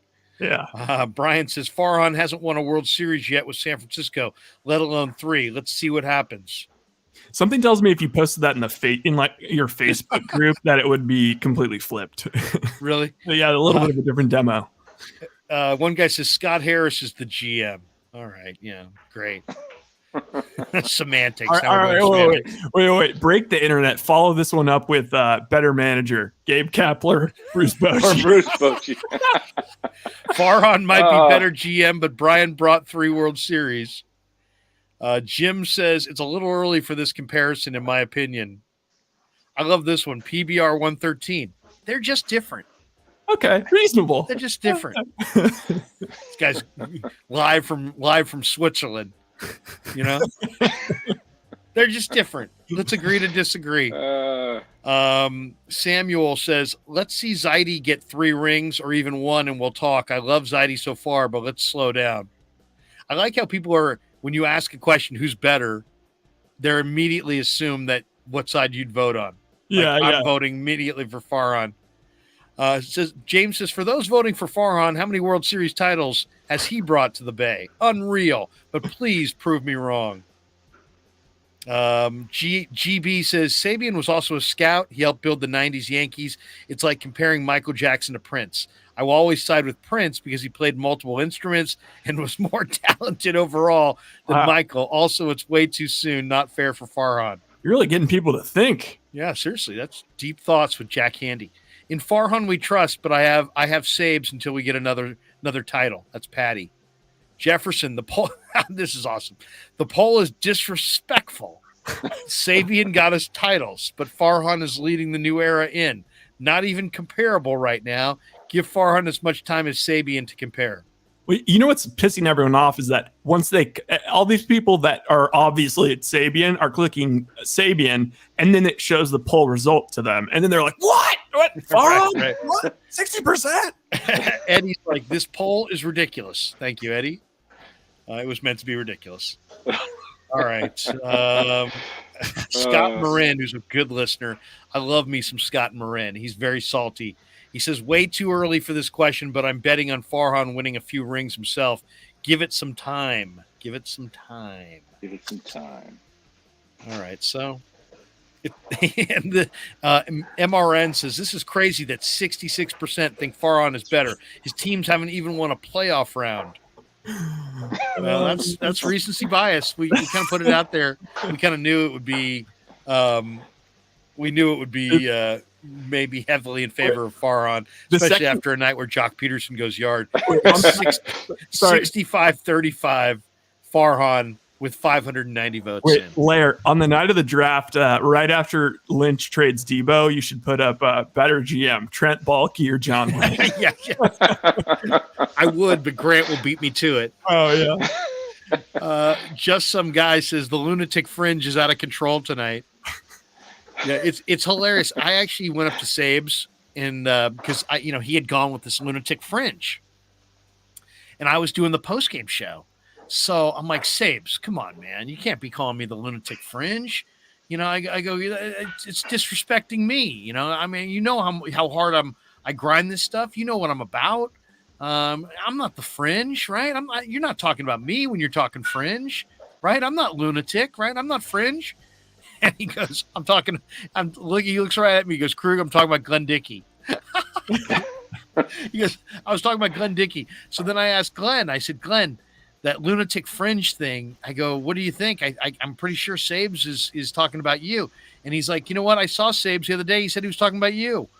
Oh, my God. Middleman Sabes. That's the next poll question. Who is actually the lunatic fringe, Larry Krueger or Glenn Dickey? 2 votes. Wow. Danny, give me your thought, Dan, on what where the Giants go this week as far as what do you expect to see Giants A's? I mean, the A's play the Giants tough. We were talking before. The A's are a really good organization as a baseball side. And I really like what I'm seeing from them even this year. Kotsay is a good manager. Yeah, they've made a bunch of stupid trades, but we all know where that's coming from. I just feel like the guys that are left in that dugout are still playing winning baseball, and they're still a smart club. And the Giants, they just think they're going to roll their jocks out there for the next few days and beat the A's. Think again. I think it's going to be a tougher series than people think.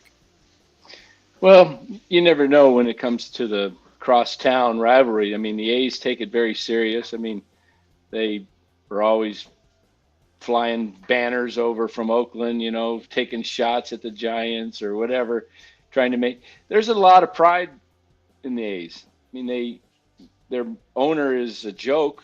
We know that, but when it comes down to the baseball side of things, but prior to Melvin, now Kotsay, these guys they know baseball, and they're going to get these guys to play hard. No game's easy in the major leagues. I don't care if you're playing a 100-loss Diamondbacks team last year. They were fighting the Giants on some games, and the Giants had to, they're professionals. So you can't, like you said, you can't just roll out your guys out there and assume that the A's are going to roll over and you'll win 2 easy games. I do think the Giants should take both games, especially with Rodon going tomorrow. I don't know who they're going to have go Wednesday. It may be lining up for Beatty. It's undecided. Who's up for it Wednesday? It's Rodon against Dalton Jeffries tomorrow. Is that what it is? Yeah. Well, you haven't seen Beatty pitch for a couple days now, right? You're thinking Beatty, huh? I'm thinking Beatty Wednesday because he's got to have a showcase pretty soon. You know what? Why not showcase him and trade him to the A's? There you go. I mean, personally, if you said what would be a good early season move for the Giants, and the A's, probably picking Montas. I mean, the Giants have proven enough to me. They are one of the better teams in the National League. They are going to be a playoff team. They're in this thing. They may be the best team in the league. I would do that. Beatty, what do you think of Sammy Long and Tyler Beatty for Frankie Montas? You got the A's can plug 2 young arms right into a rotation. Beatty throws 98 and has good stuff. Sammy Long looks pretty good right now. He's a local kid. He's got well above average arsenal. To me, maybe add a third arm to that, and those 2 guys and a third arm for Montas. What do you think, Danny? Yeah, I think they could probably do it with a lower level guy because the A's are playing for Vegas in 3 years, 4 years. So maybe you can get him Beatty and maybe a lower, 25 to 30 pitching prospect that's 3-4 years away. That seems what they've been giving away. Some of their other guys that haven't been getting some of the top prospects from other organizations. I mean, what they got from Manaea, it seems like the Giants could have got him for. It makes you sick. You sit there and go, wait a second, the Padres got Sean Manaea for what? Then you go look at those guys. Now, who knows? Maybe those guys are really good. I'll give Billy and Forrest benefit of the doubt to some degree, but they're not highly rated. Rebel 4444 says Beatty, Dubon, Cruzan, Jelly for Montas and Laureano. Well, Cruzan is just a guy. Dubon, Beatty, and Jelly, I would make that trade in a heartbeat. Give me Ramon Laureano. You add the Ramon Laureano to the Giants, as well as he throws and as exciting as he is, Frankie Montas. I mean, that might be I know that doesn't sound like your pennant clinching kind of a trade, but that might be enough right there for the Giants to clinch the pennant this year. That might be enough. You add Frankie Montas, a big right-handed horse who throws high 90s, and give the Giants another true power horse type, starting pitcher and an electric center fielder with a gun, who plays with a lot of energy and is a lot of fun to watch and would light up the crowd. Could you imagine how Giants fans would react to Ramon Laureano? Oh, wow. Incredible. Yeah. Imagine how the 3,000 A's fans would react to giving away their last bit of their good players to the Giants. Do you think what are they going to do? Boycott? Yeah, they're already boycotting. I mean, do you think they'd be willing to talk turkey with the Giants? I don't know, like the history. Probably not. The Giants would probably have to pay him more. Robert Rothberg says, "Don't be so quick on giving up on Sammy Long." We're talking about Frankie Montas and Ramon Laureano, Robert. I mean, that's pretty good. Rebel 444 says maybe add Will Wilson to the package. Yeah, I mean, King Tone says, Larry, you don't think they want a top prospect? I'm sure they do. But all I'm saying is there's prospects, and then there's guys that are ready to help you at the major league level right now. And the one thing that is undeniable is that Tyler Beatty and Sammy Long the A's might be able to take them the day the trade's consummated and plug them right into their rotation, like right now. So I don't think it's crazy. You're right, though, King Tones. There's not there's no Matos or Luciano or anything, and it is a pretty good return coming back for the Giants. One of the comments that's up here a little bit, I wanted to throw it out there, was about Cap. Did you guys see that? Oh, here we go. Robert says, can you guys please expound on how great of a job Gabe Kapler is doing this year? Ryan, why don't we start with you? Give me your thoughts on Kapler so far. I mean, obviously they're off to a hot start. I mean, it kind of feels like, it's hard to say this because they won 107 last year, but I sort of feel like he's getting better as a manager. Do you guys feel like that at all? I mean, the problem for me though is I don't know how much of his decisions are, dictated by the nerds, as they would call you on Twitter. You know what I mean? But yeah, I don't know. I'll let one of you guys take it because I'm kind of struggling here. Yeah, Danny, I think, rise begging out. What do you got? I think he's doing a really good job, and I think where Gabe excels is his communication with the players, his being a former player. I mean, all the guy's got to do is look at him, and he can go out there and looks like he can go out and play right now. He's that fit. So I think the guys respect him, and if you notice, Gabe. You're saying they respect him because he's lean?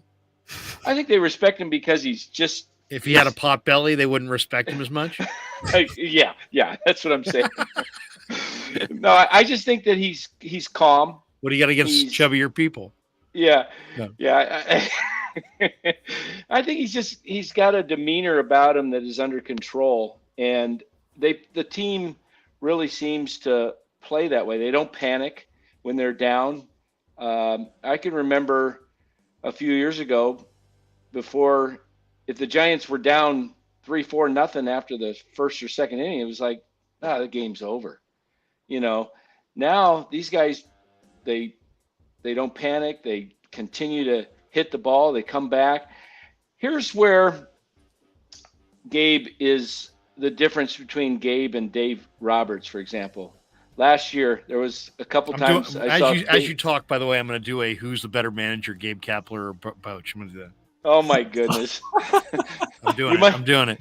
Hey, you might want to put a link to the show so you get more, have them all flood in. Oh, Embrace my goodness. Debate. Here's the link. Go ahead, Danny.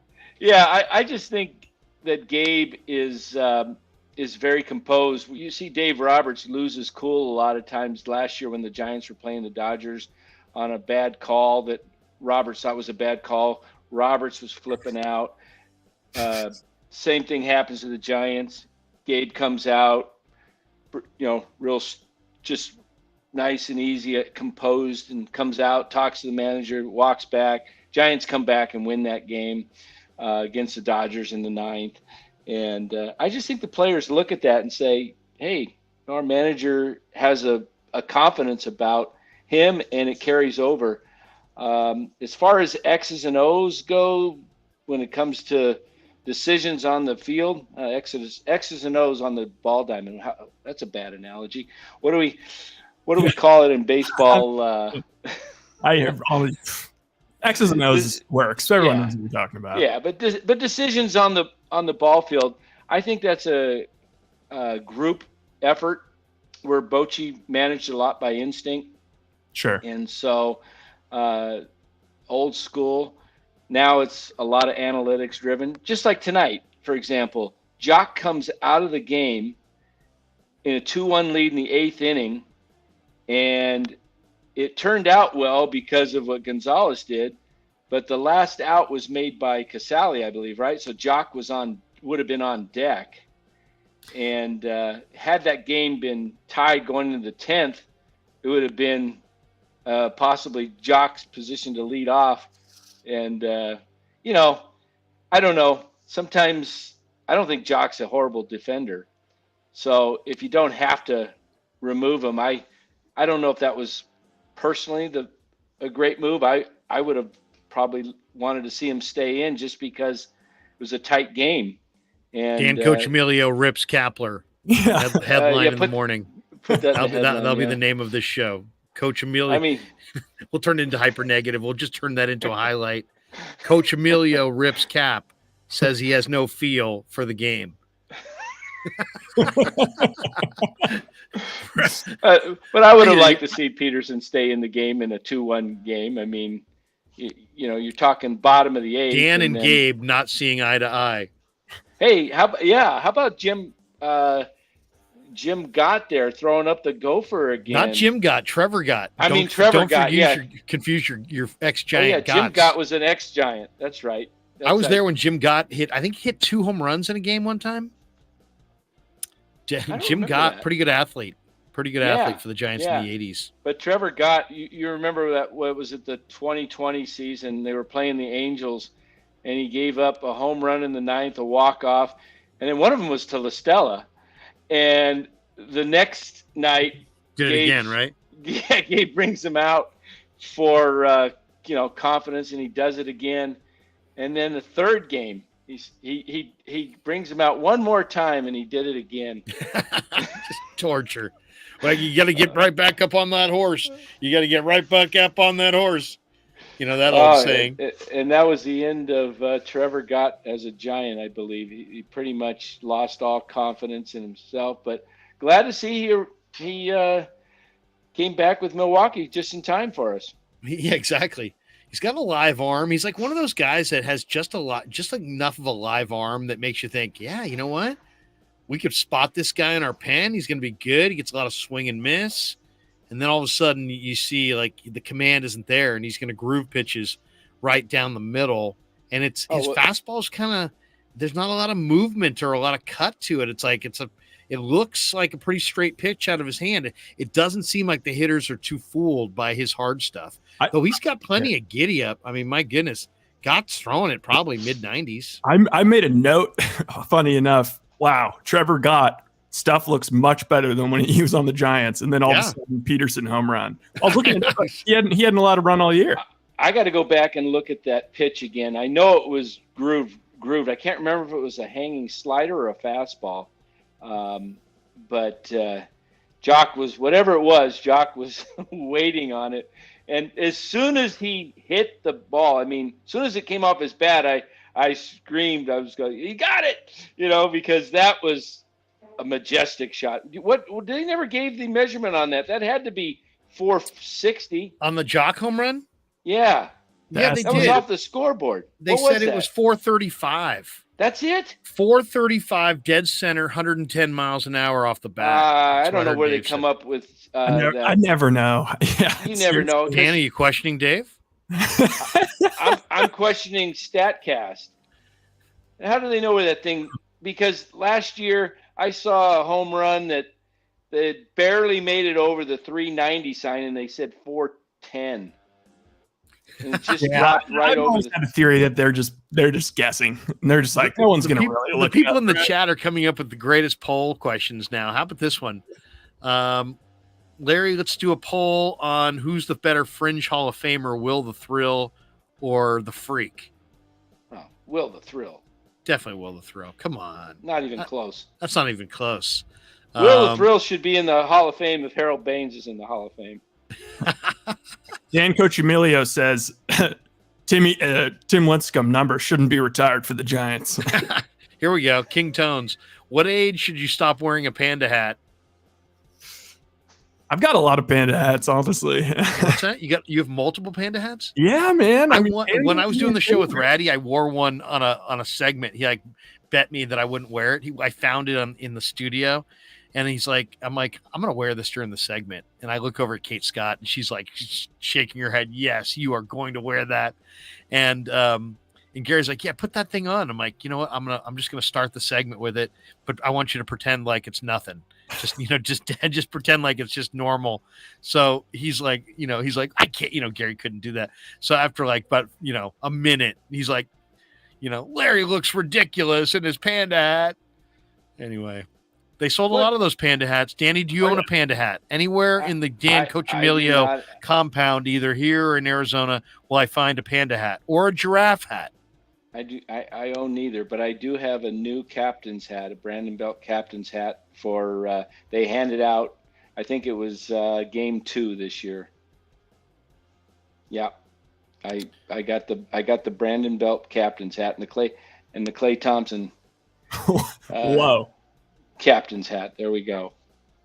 Gonzo. Danny, have you ever thought about buying a boat? Is a boat in your future, Dan? I don't think so. Captain Dan, no. No boat. Lieutenant no boat. Dan. Have you thought about a boat? Have you thought, what? How would I handle a boat? Maybe I'm not talking about a big Jerry Jones boat. Maybe a little dinghy. A little dinghy, yeah. I like jet skis.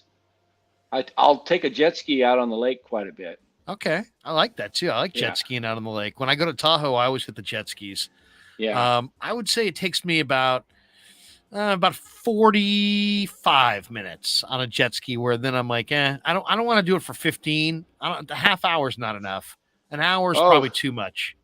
Update on the Dallas What do we game got? here. Dallas, Utah. What do we got? Yeah, 63-44 Dallas with 7:51 to go in the third.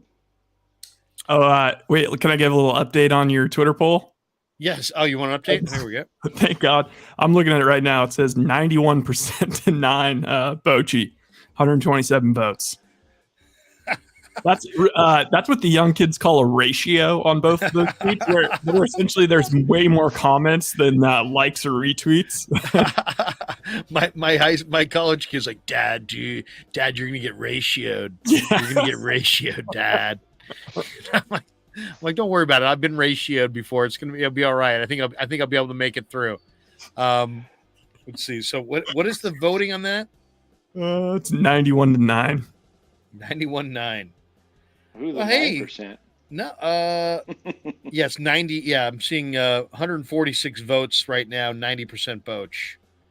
6 comments. You know these comments are going to be the saltiest comments of all time. Do you dare want to hear the 6 comments? Oh, they're not that bad. I was like, they're not bad. The 50 Cent gif where like he pulls up to the light and then like laughs and like drives off.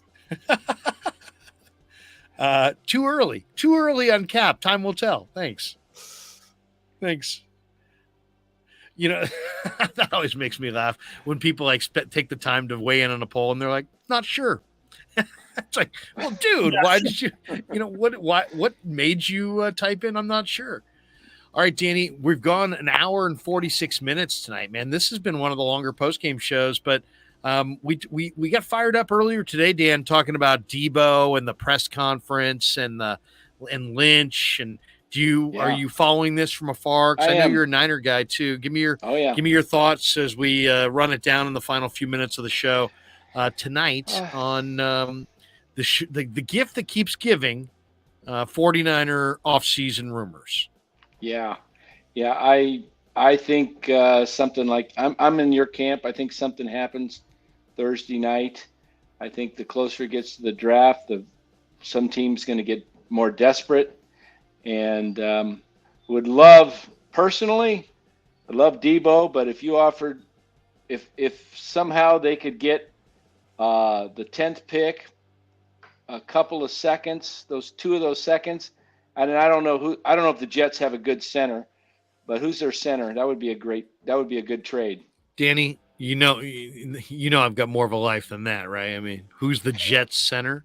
What if I fired back with Bob Jones? I know it's not Kevin Mawai, right? He's gone, right? It's Bob Smith. Second-year guy out of Tulsa. No, I don't know the Jets center. Right, can you look up the Jets center for us? Absolutely. I would say maybe McGovern, maybe Connor McGovern. That'd be my guess. And if I guess that right, that is really going to be a low moment. If Larry Krueger quoting the Jets center. That is Connor McGovern. That is Connor McGovern. Oh my goodness! Thank you. Is he? I don't know. I'm much gonna be here about all him. week. Any 2-drink minimum. Tip your waitresses. Thanks for coming, and welcome back to the Chuckle Hut. Oh yeah. Yes, Danny. Go ahead. So I don't know much about McGovern, but I think it sounds like want McGovern. What's that? Do you want McGovern coming back in the trade? Him? Well, is he any good? No, he's not bad. He's not bad. But you're saying you want a center. Well, if Mac's going to retire, right?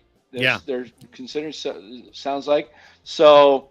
They're going to need somebody, and I know there's the free agent that's still out there. Forgot his name. Randy 415 says, "Bro, get a life, Lair." Yeah, but I picked the Jets center. The Jets center. I named the Jets center. Oh my god! I probably should end this live stream right now and go spend more time with my kids. Larry's got a fantasy offensive lineman league he does every year. I gotta go. I gotta call my kids at college, tell them I love them. Just I sorry kids. I know the name of the Jets center off the top of my head. And I probably forgot somebody in my family's birthday within the last month. I probably have. Speaking of that, it's my mom's birthday tonight. Really?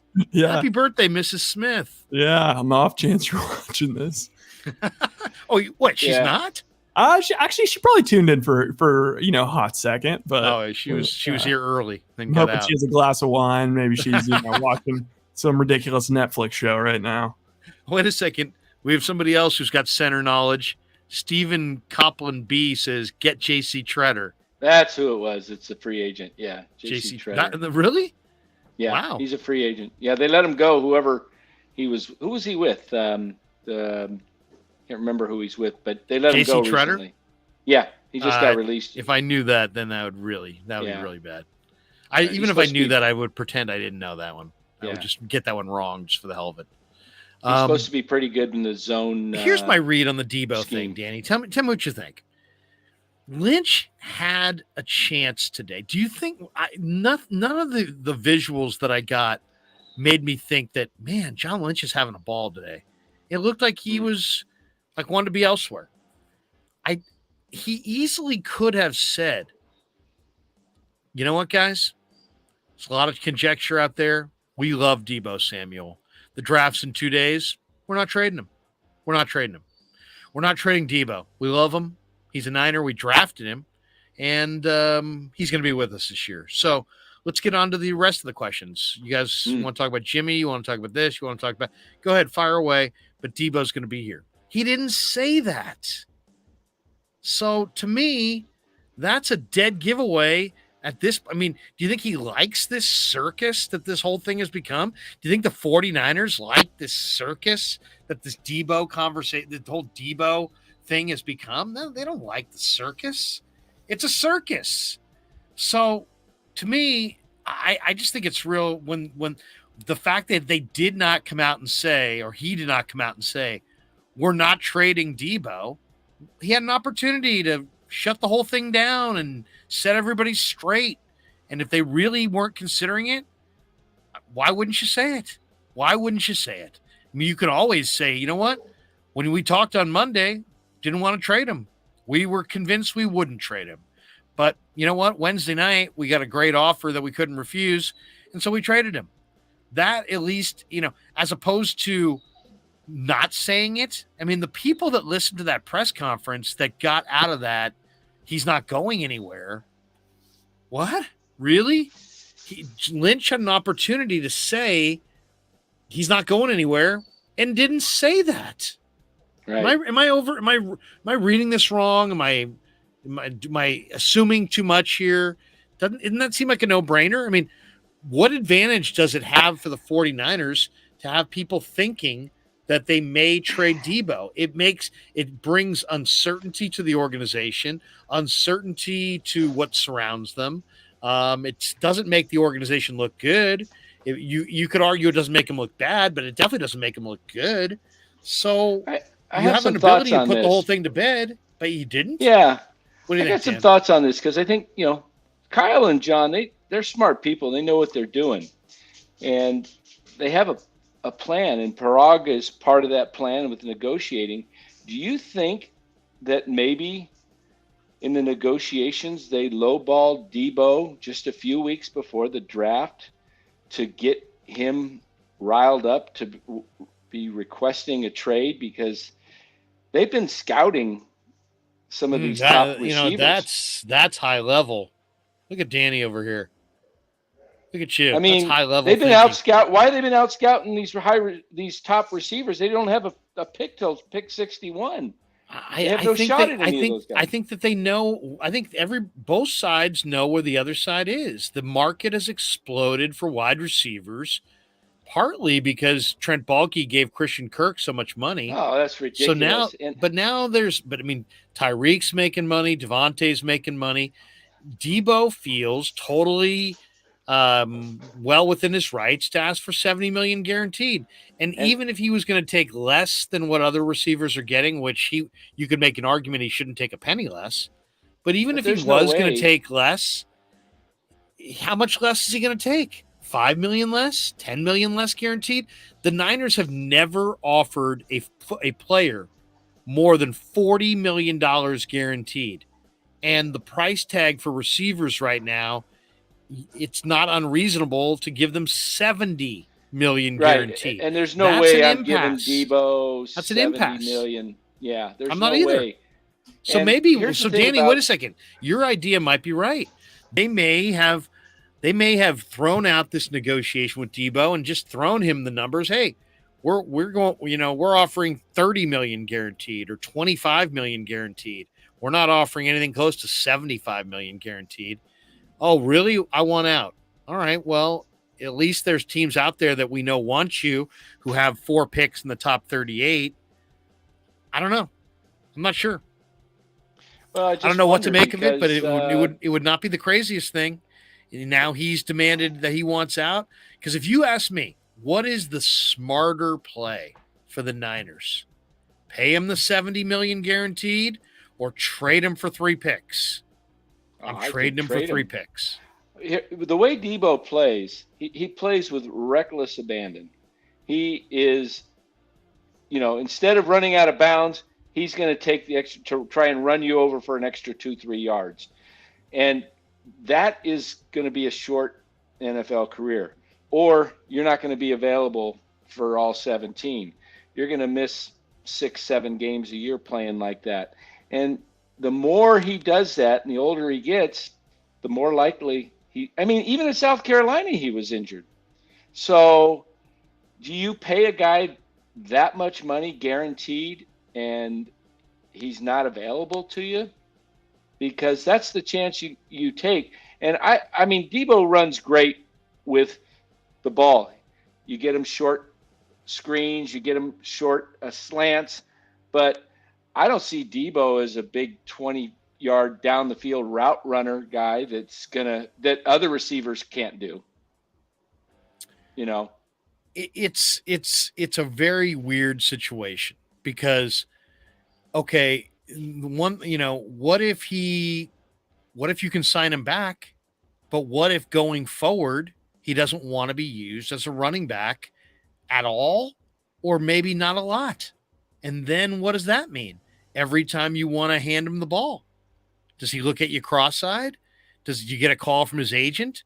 Does he threaten you? Is he unhappy? We've heard 3 things here. He's not happy about the money. He doesn't like how he's being used. And he may not want to live in California. Well, the California thing can't do a whole lot about that. The utilization is totally within their control. But then I think if I'm the 49ers, I got to ask myself the question. If I can't use this player as a runner, do I want this player or would I rather have the picks? And if you're telling me that you can't use Debo as a runner or that he's going to bristle every time you hand him the football, I'm taking the picks. And I know that's painful for Niner fans to hear, but that's how I feel. The recovery 716 is making a donation. He says, Larry, do you think Debo is gone by Thursday? Yes, I do. Tune into the live draft show. Yeah, we'll do a draft show. We're going to do a draft show. But yeah, I do. What do you guys think? Yeah, I think he's gone. I think he completely covered it. Yeah, Danny? That's 3 yeses, and you get to go to the finals. Oh, that's another show. Sorry, I was. I would be surprised based on the chatter we're hearing, and that usually when you have this much going on right before the draft, it's a sign that they're trying to send a signal and trying to drive the price up. And my guess is when the Jets go on the clock, the commissioner walks up, says, we have a trade between the New York Jets and the San Francisco 49ers.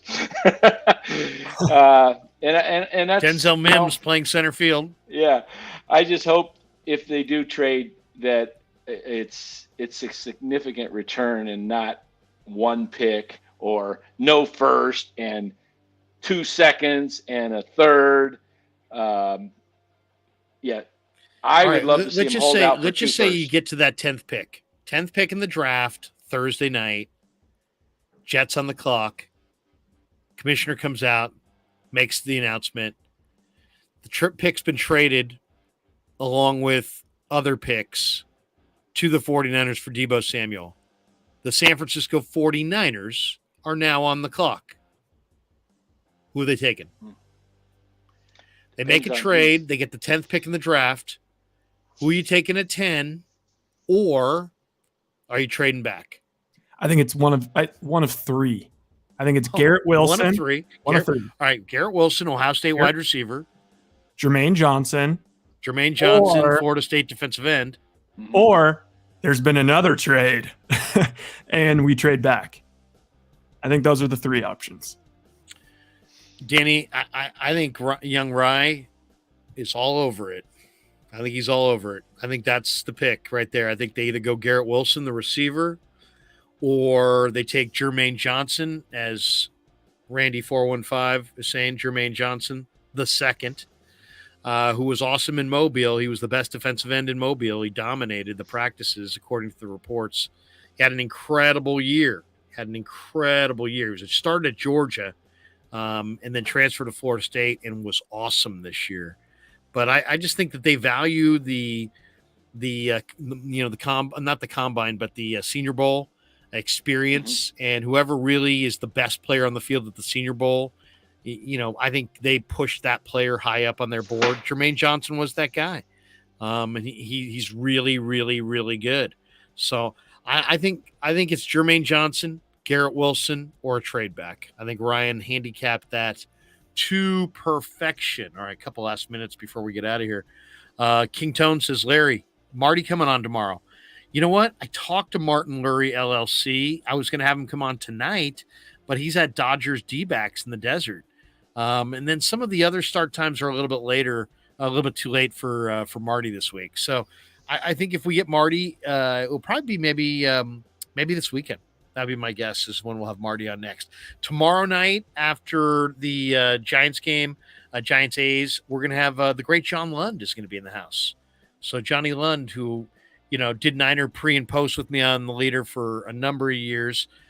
He was listening to the press conference, carried it on his show today, and we'll get his thoughts. We'll get his thoughts on the Giants. We'll get his thoughts on the Niners, on the Warriors. It should be good tomorrow night, chopping it up with Johnny Lund and getting his thoughts on what today really means. I'm really eager to hear what his take is on Lynch. I get the sense that the fans don't want to admit it because they love Deebo, and Lynch doesn't want to admit it because he loves Deebo. But all the intelligent indications are that Deebo's going to get traded. And now it's just a matter of, can they get a great deal? If they get the 10th pick and that's all they get, that's not a good deal. But if they could get the 10th pick and a second-round pick, I think that's fair. If they could get the 10th pick and 2 second-round picks, I think that's advantageous. Anything over the Jets' 10th pick and one of those 2 seconds, I think is advantage Niners. Go ahead, Danny. Let me ask this question. Who would you rather have, and I'm talking 100% healthy, both of them, Garrett Wilson or Jameson Williams? Who's the better receiver, potential, better career?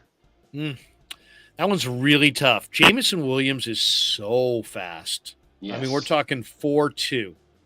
Yeah. But you know what? He's got really, really spindly, long legs. And I just can't think of too many guys who have that build who have lasted too long. I mean, he's really, really, really skinny. And I didn't on the play that he tore up the ACL, there was no contact on that play. That was just a guy planting his leg, going for, trying to make the cut on a deep post. The whole thing blew out. So yeah, I love Jameson Williams. He's an incredible talent. But I like Garrett Wilson. I think in the NFL, you need muscle. You need to stop and start. You can, I think Jameson Williams never has to worry in college about getting jammed at the line because he's just so quick and so fast that they can't touch him. They can't get a finger on him. That will not happen in the NFL. In the NFL, Jalen Ramsey will stick his fist in your chest, and you're not getting off the line of scrimmage. So you need one of the most underrated things that you need to have success in the NFL is strength. You need strength to have success in the NFL as a wide receiver. Mm-hmm. Yeah. And nobody ever talks about that, but that matters. Like the kid from Kentucky, Wan'Dale Robinson, 21 reps of 225. He's got a lot of Debo-like traits. He can run after the catch. He's durable. He's a smaller player than Debo, but he's really, really dangerous, and he can take hits, and he's really strong. If you're looking for the Debo replacement, take Wan'Dale Robinson, which at 61. I think he'll be there. You might even be able to get him at 93. The second round and the third round is the sweet spot for wide receivers in this draft, and there's a bunch of them in that window. The only guy of the top 5 wide receivers I feel real confident in is Garrett Wilson. Everybody else has got issues. They're either too weak or they lack some key element. Every single one of the top wide receivers in this draft has a flaw, and I think there's going to be some swings and misses at the top. I really do. And the other thing about Jameson Williams is, man, you can't make that pick because you're going to trade Debo. Oh yeah. You've got a ready-to-win football team. The team's ready to win right now. There's a very good chance that he's a red shirt this year. I mean, the only thing worse than losing Debo and replacing him with a rookie is having that rookie unable to play for a full year. Right. I mean, so I think that's a non-starter for Lynch. Yeah. They could, another thought, would you trade Debo for just the 4th pick alone, and if you had a deal already in place with Philadelphia for the 15th and 18th pick, to flip that 4th to Philly for the 15th and the 18th? So basically you're getting the 4th pick from the Jets and you're turning that into 15 and 18? Yeah. Yeah, I would do that. And that's all you got out of the Jets. Yeah, I would still do that. That because then I could probably move back again if I wanted to from 15. And then, I think that the sweet spot in this draft is like 15 through 50. That's where you want to be, 15 through 50. It'd be great to have 2 firsts because you got the 5th year option with these guys. And, Debo's coming up on his 4th and final year because he was a 2nd round pick. Yeah. So, because maybe you can improve your defense and your offensive line, and what if you could get the Iowa center and a defensive front 7 piece, and get a receiver that you like later on? Now you think though they need to improve on the defensive line? They got 11 guys signed that they really like.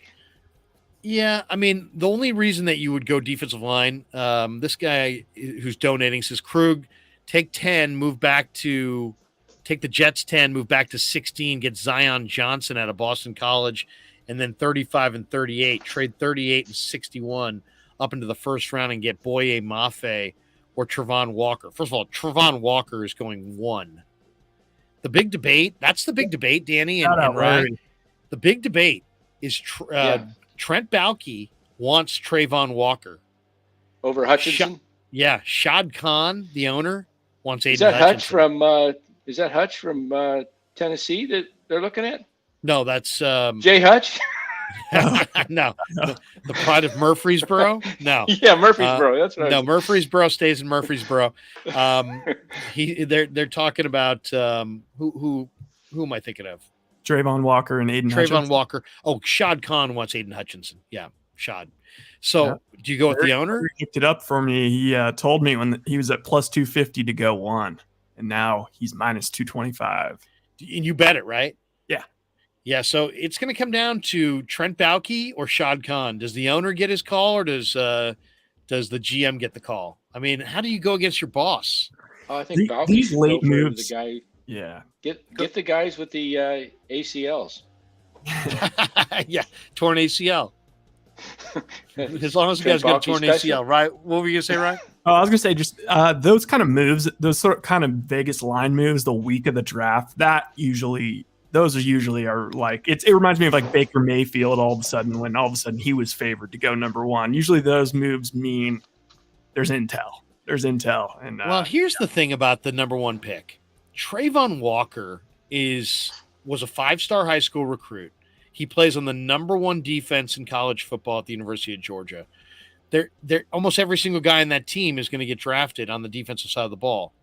It's really sometimes very difficult to evaluate who's really doing the best job when you have a defense that's packed with so many guys that can all play. So Trayvon Walker has 9 career sacks. 9. Aiden Hutchinson had 14 sacks this year alone. But then I do get it because Trayvon Walker is a freak of nature athlete. He's got really long arms, and he's the best athlete in the draft for sure. No doubt. Trayvon Walker's the best athlete. I watched Aiden Hutchinson in the biggest game of his year. That was the game against the Buckeyes in Ann Arbor. He was awesome against the Buckeyes in that game. Did you guys see that game? The snow was falling, and he totally kicked ass. But then I watched him in the national semi. Was it against Georgia? Who did Michigan lose to? And wasn't it Georgia they lost to in the national semi? Yeah. And Hutchinson didn't really get in the backfield. He didn't make that much of an impact. He looked a step slow. He didn't look like a number one, like a 1-1, like the first pick overall in the draft. So I think what he is I think Hutchinson's got a great motor. He's a tough guy, but there's not a lot of, crazy explosiveness to him. That's a concern. That's a concern. He's not a crazy explosive athlete. And if you're going to take him number one overall, I don't know, man. And as far as the donation, go from 10 to 16, get Zion Johnson from Boston College. I like Zion Johnson, very solid guard. And then 35 and 38, and move like your own second and the Jets second up to the first round. If you could get Boye Mafe, I do like Mafe. He runs 4.5. You can see that speed. He's really, really raw. I don't know. It's interesting. The Niners have put so much emphasis in the D-line. If you had a super speed rusher opposite Nick Bosa, in some ways, that might be enough right there to be the difference. So anyway, you guys got a final thought on the show tonight? We got into a little Niners there at the end. We talked some Giants. We got on earlier in the day and talked a lot of Giants, or talked a lot of Niners. You guys got a final thought before we bid farewell to the audience? Yeah, I think Dan dropped off, but hey, man, just Jock Peterson carrying the team. What best win of the season. Danny, we'll bring Danny back in. Let's see. Oh, there you go. There I am. Danny, you got a final Rise final thought was Jock Peterson. Kid was talking trash. I don't know if it was a kid. Brewer fan was talking trash. Josh turned to him, stepped out of the box, stepped back into the box, and hit it out. It was one of my favorite moments I've seen this year. So far, the best Giants moment of the year. And what I love about Jock, people say, well, I read some of the chats. I have a hard time following Jock, liking Jock because he was a Dodger. I tell people you can't blame him that the Dodgers drafted him. He's a Palo Alto kid. Yeah. Grew up loving the Giants. Would have probably loved to have been a Giant from day one, but not. He doesn't have the good fortune like B. Craw to have played his whole career with the Giants. But you got to love Jock just for his whole persona is just unbelievable. He just turns around, steps out, and then as soon as he hits it, he turns around again to the fan and hits his chest. As why don't I play us out with the call? Oh, that'd be awesome. Yeah, before you play it, one of my favorite texts of the night from the text line, Uncle Salty, Balky will blow the number one pick because he's Trent Balky. But he's had, to me, he's had good at bats, even with the 2 strikeouts against Corbin Burns. And now finally, Jock turns around. Somebody in the stands is just screaming at him. It's awesome. He hits a high drive, center field, and he's looking over at that fan. This one is way gone. Yeah, you get to celebrate that one. Giants lead 2-1. My goodness. Yeah, never met a man I've been scared of. Careful, you gon' get exactly what you asked for. Here for whatever you bring me, getting handled. I answer to no one, I don't need to hassle. Yeah. We ain't never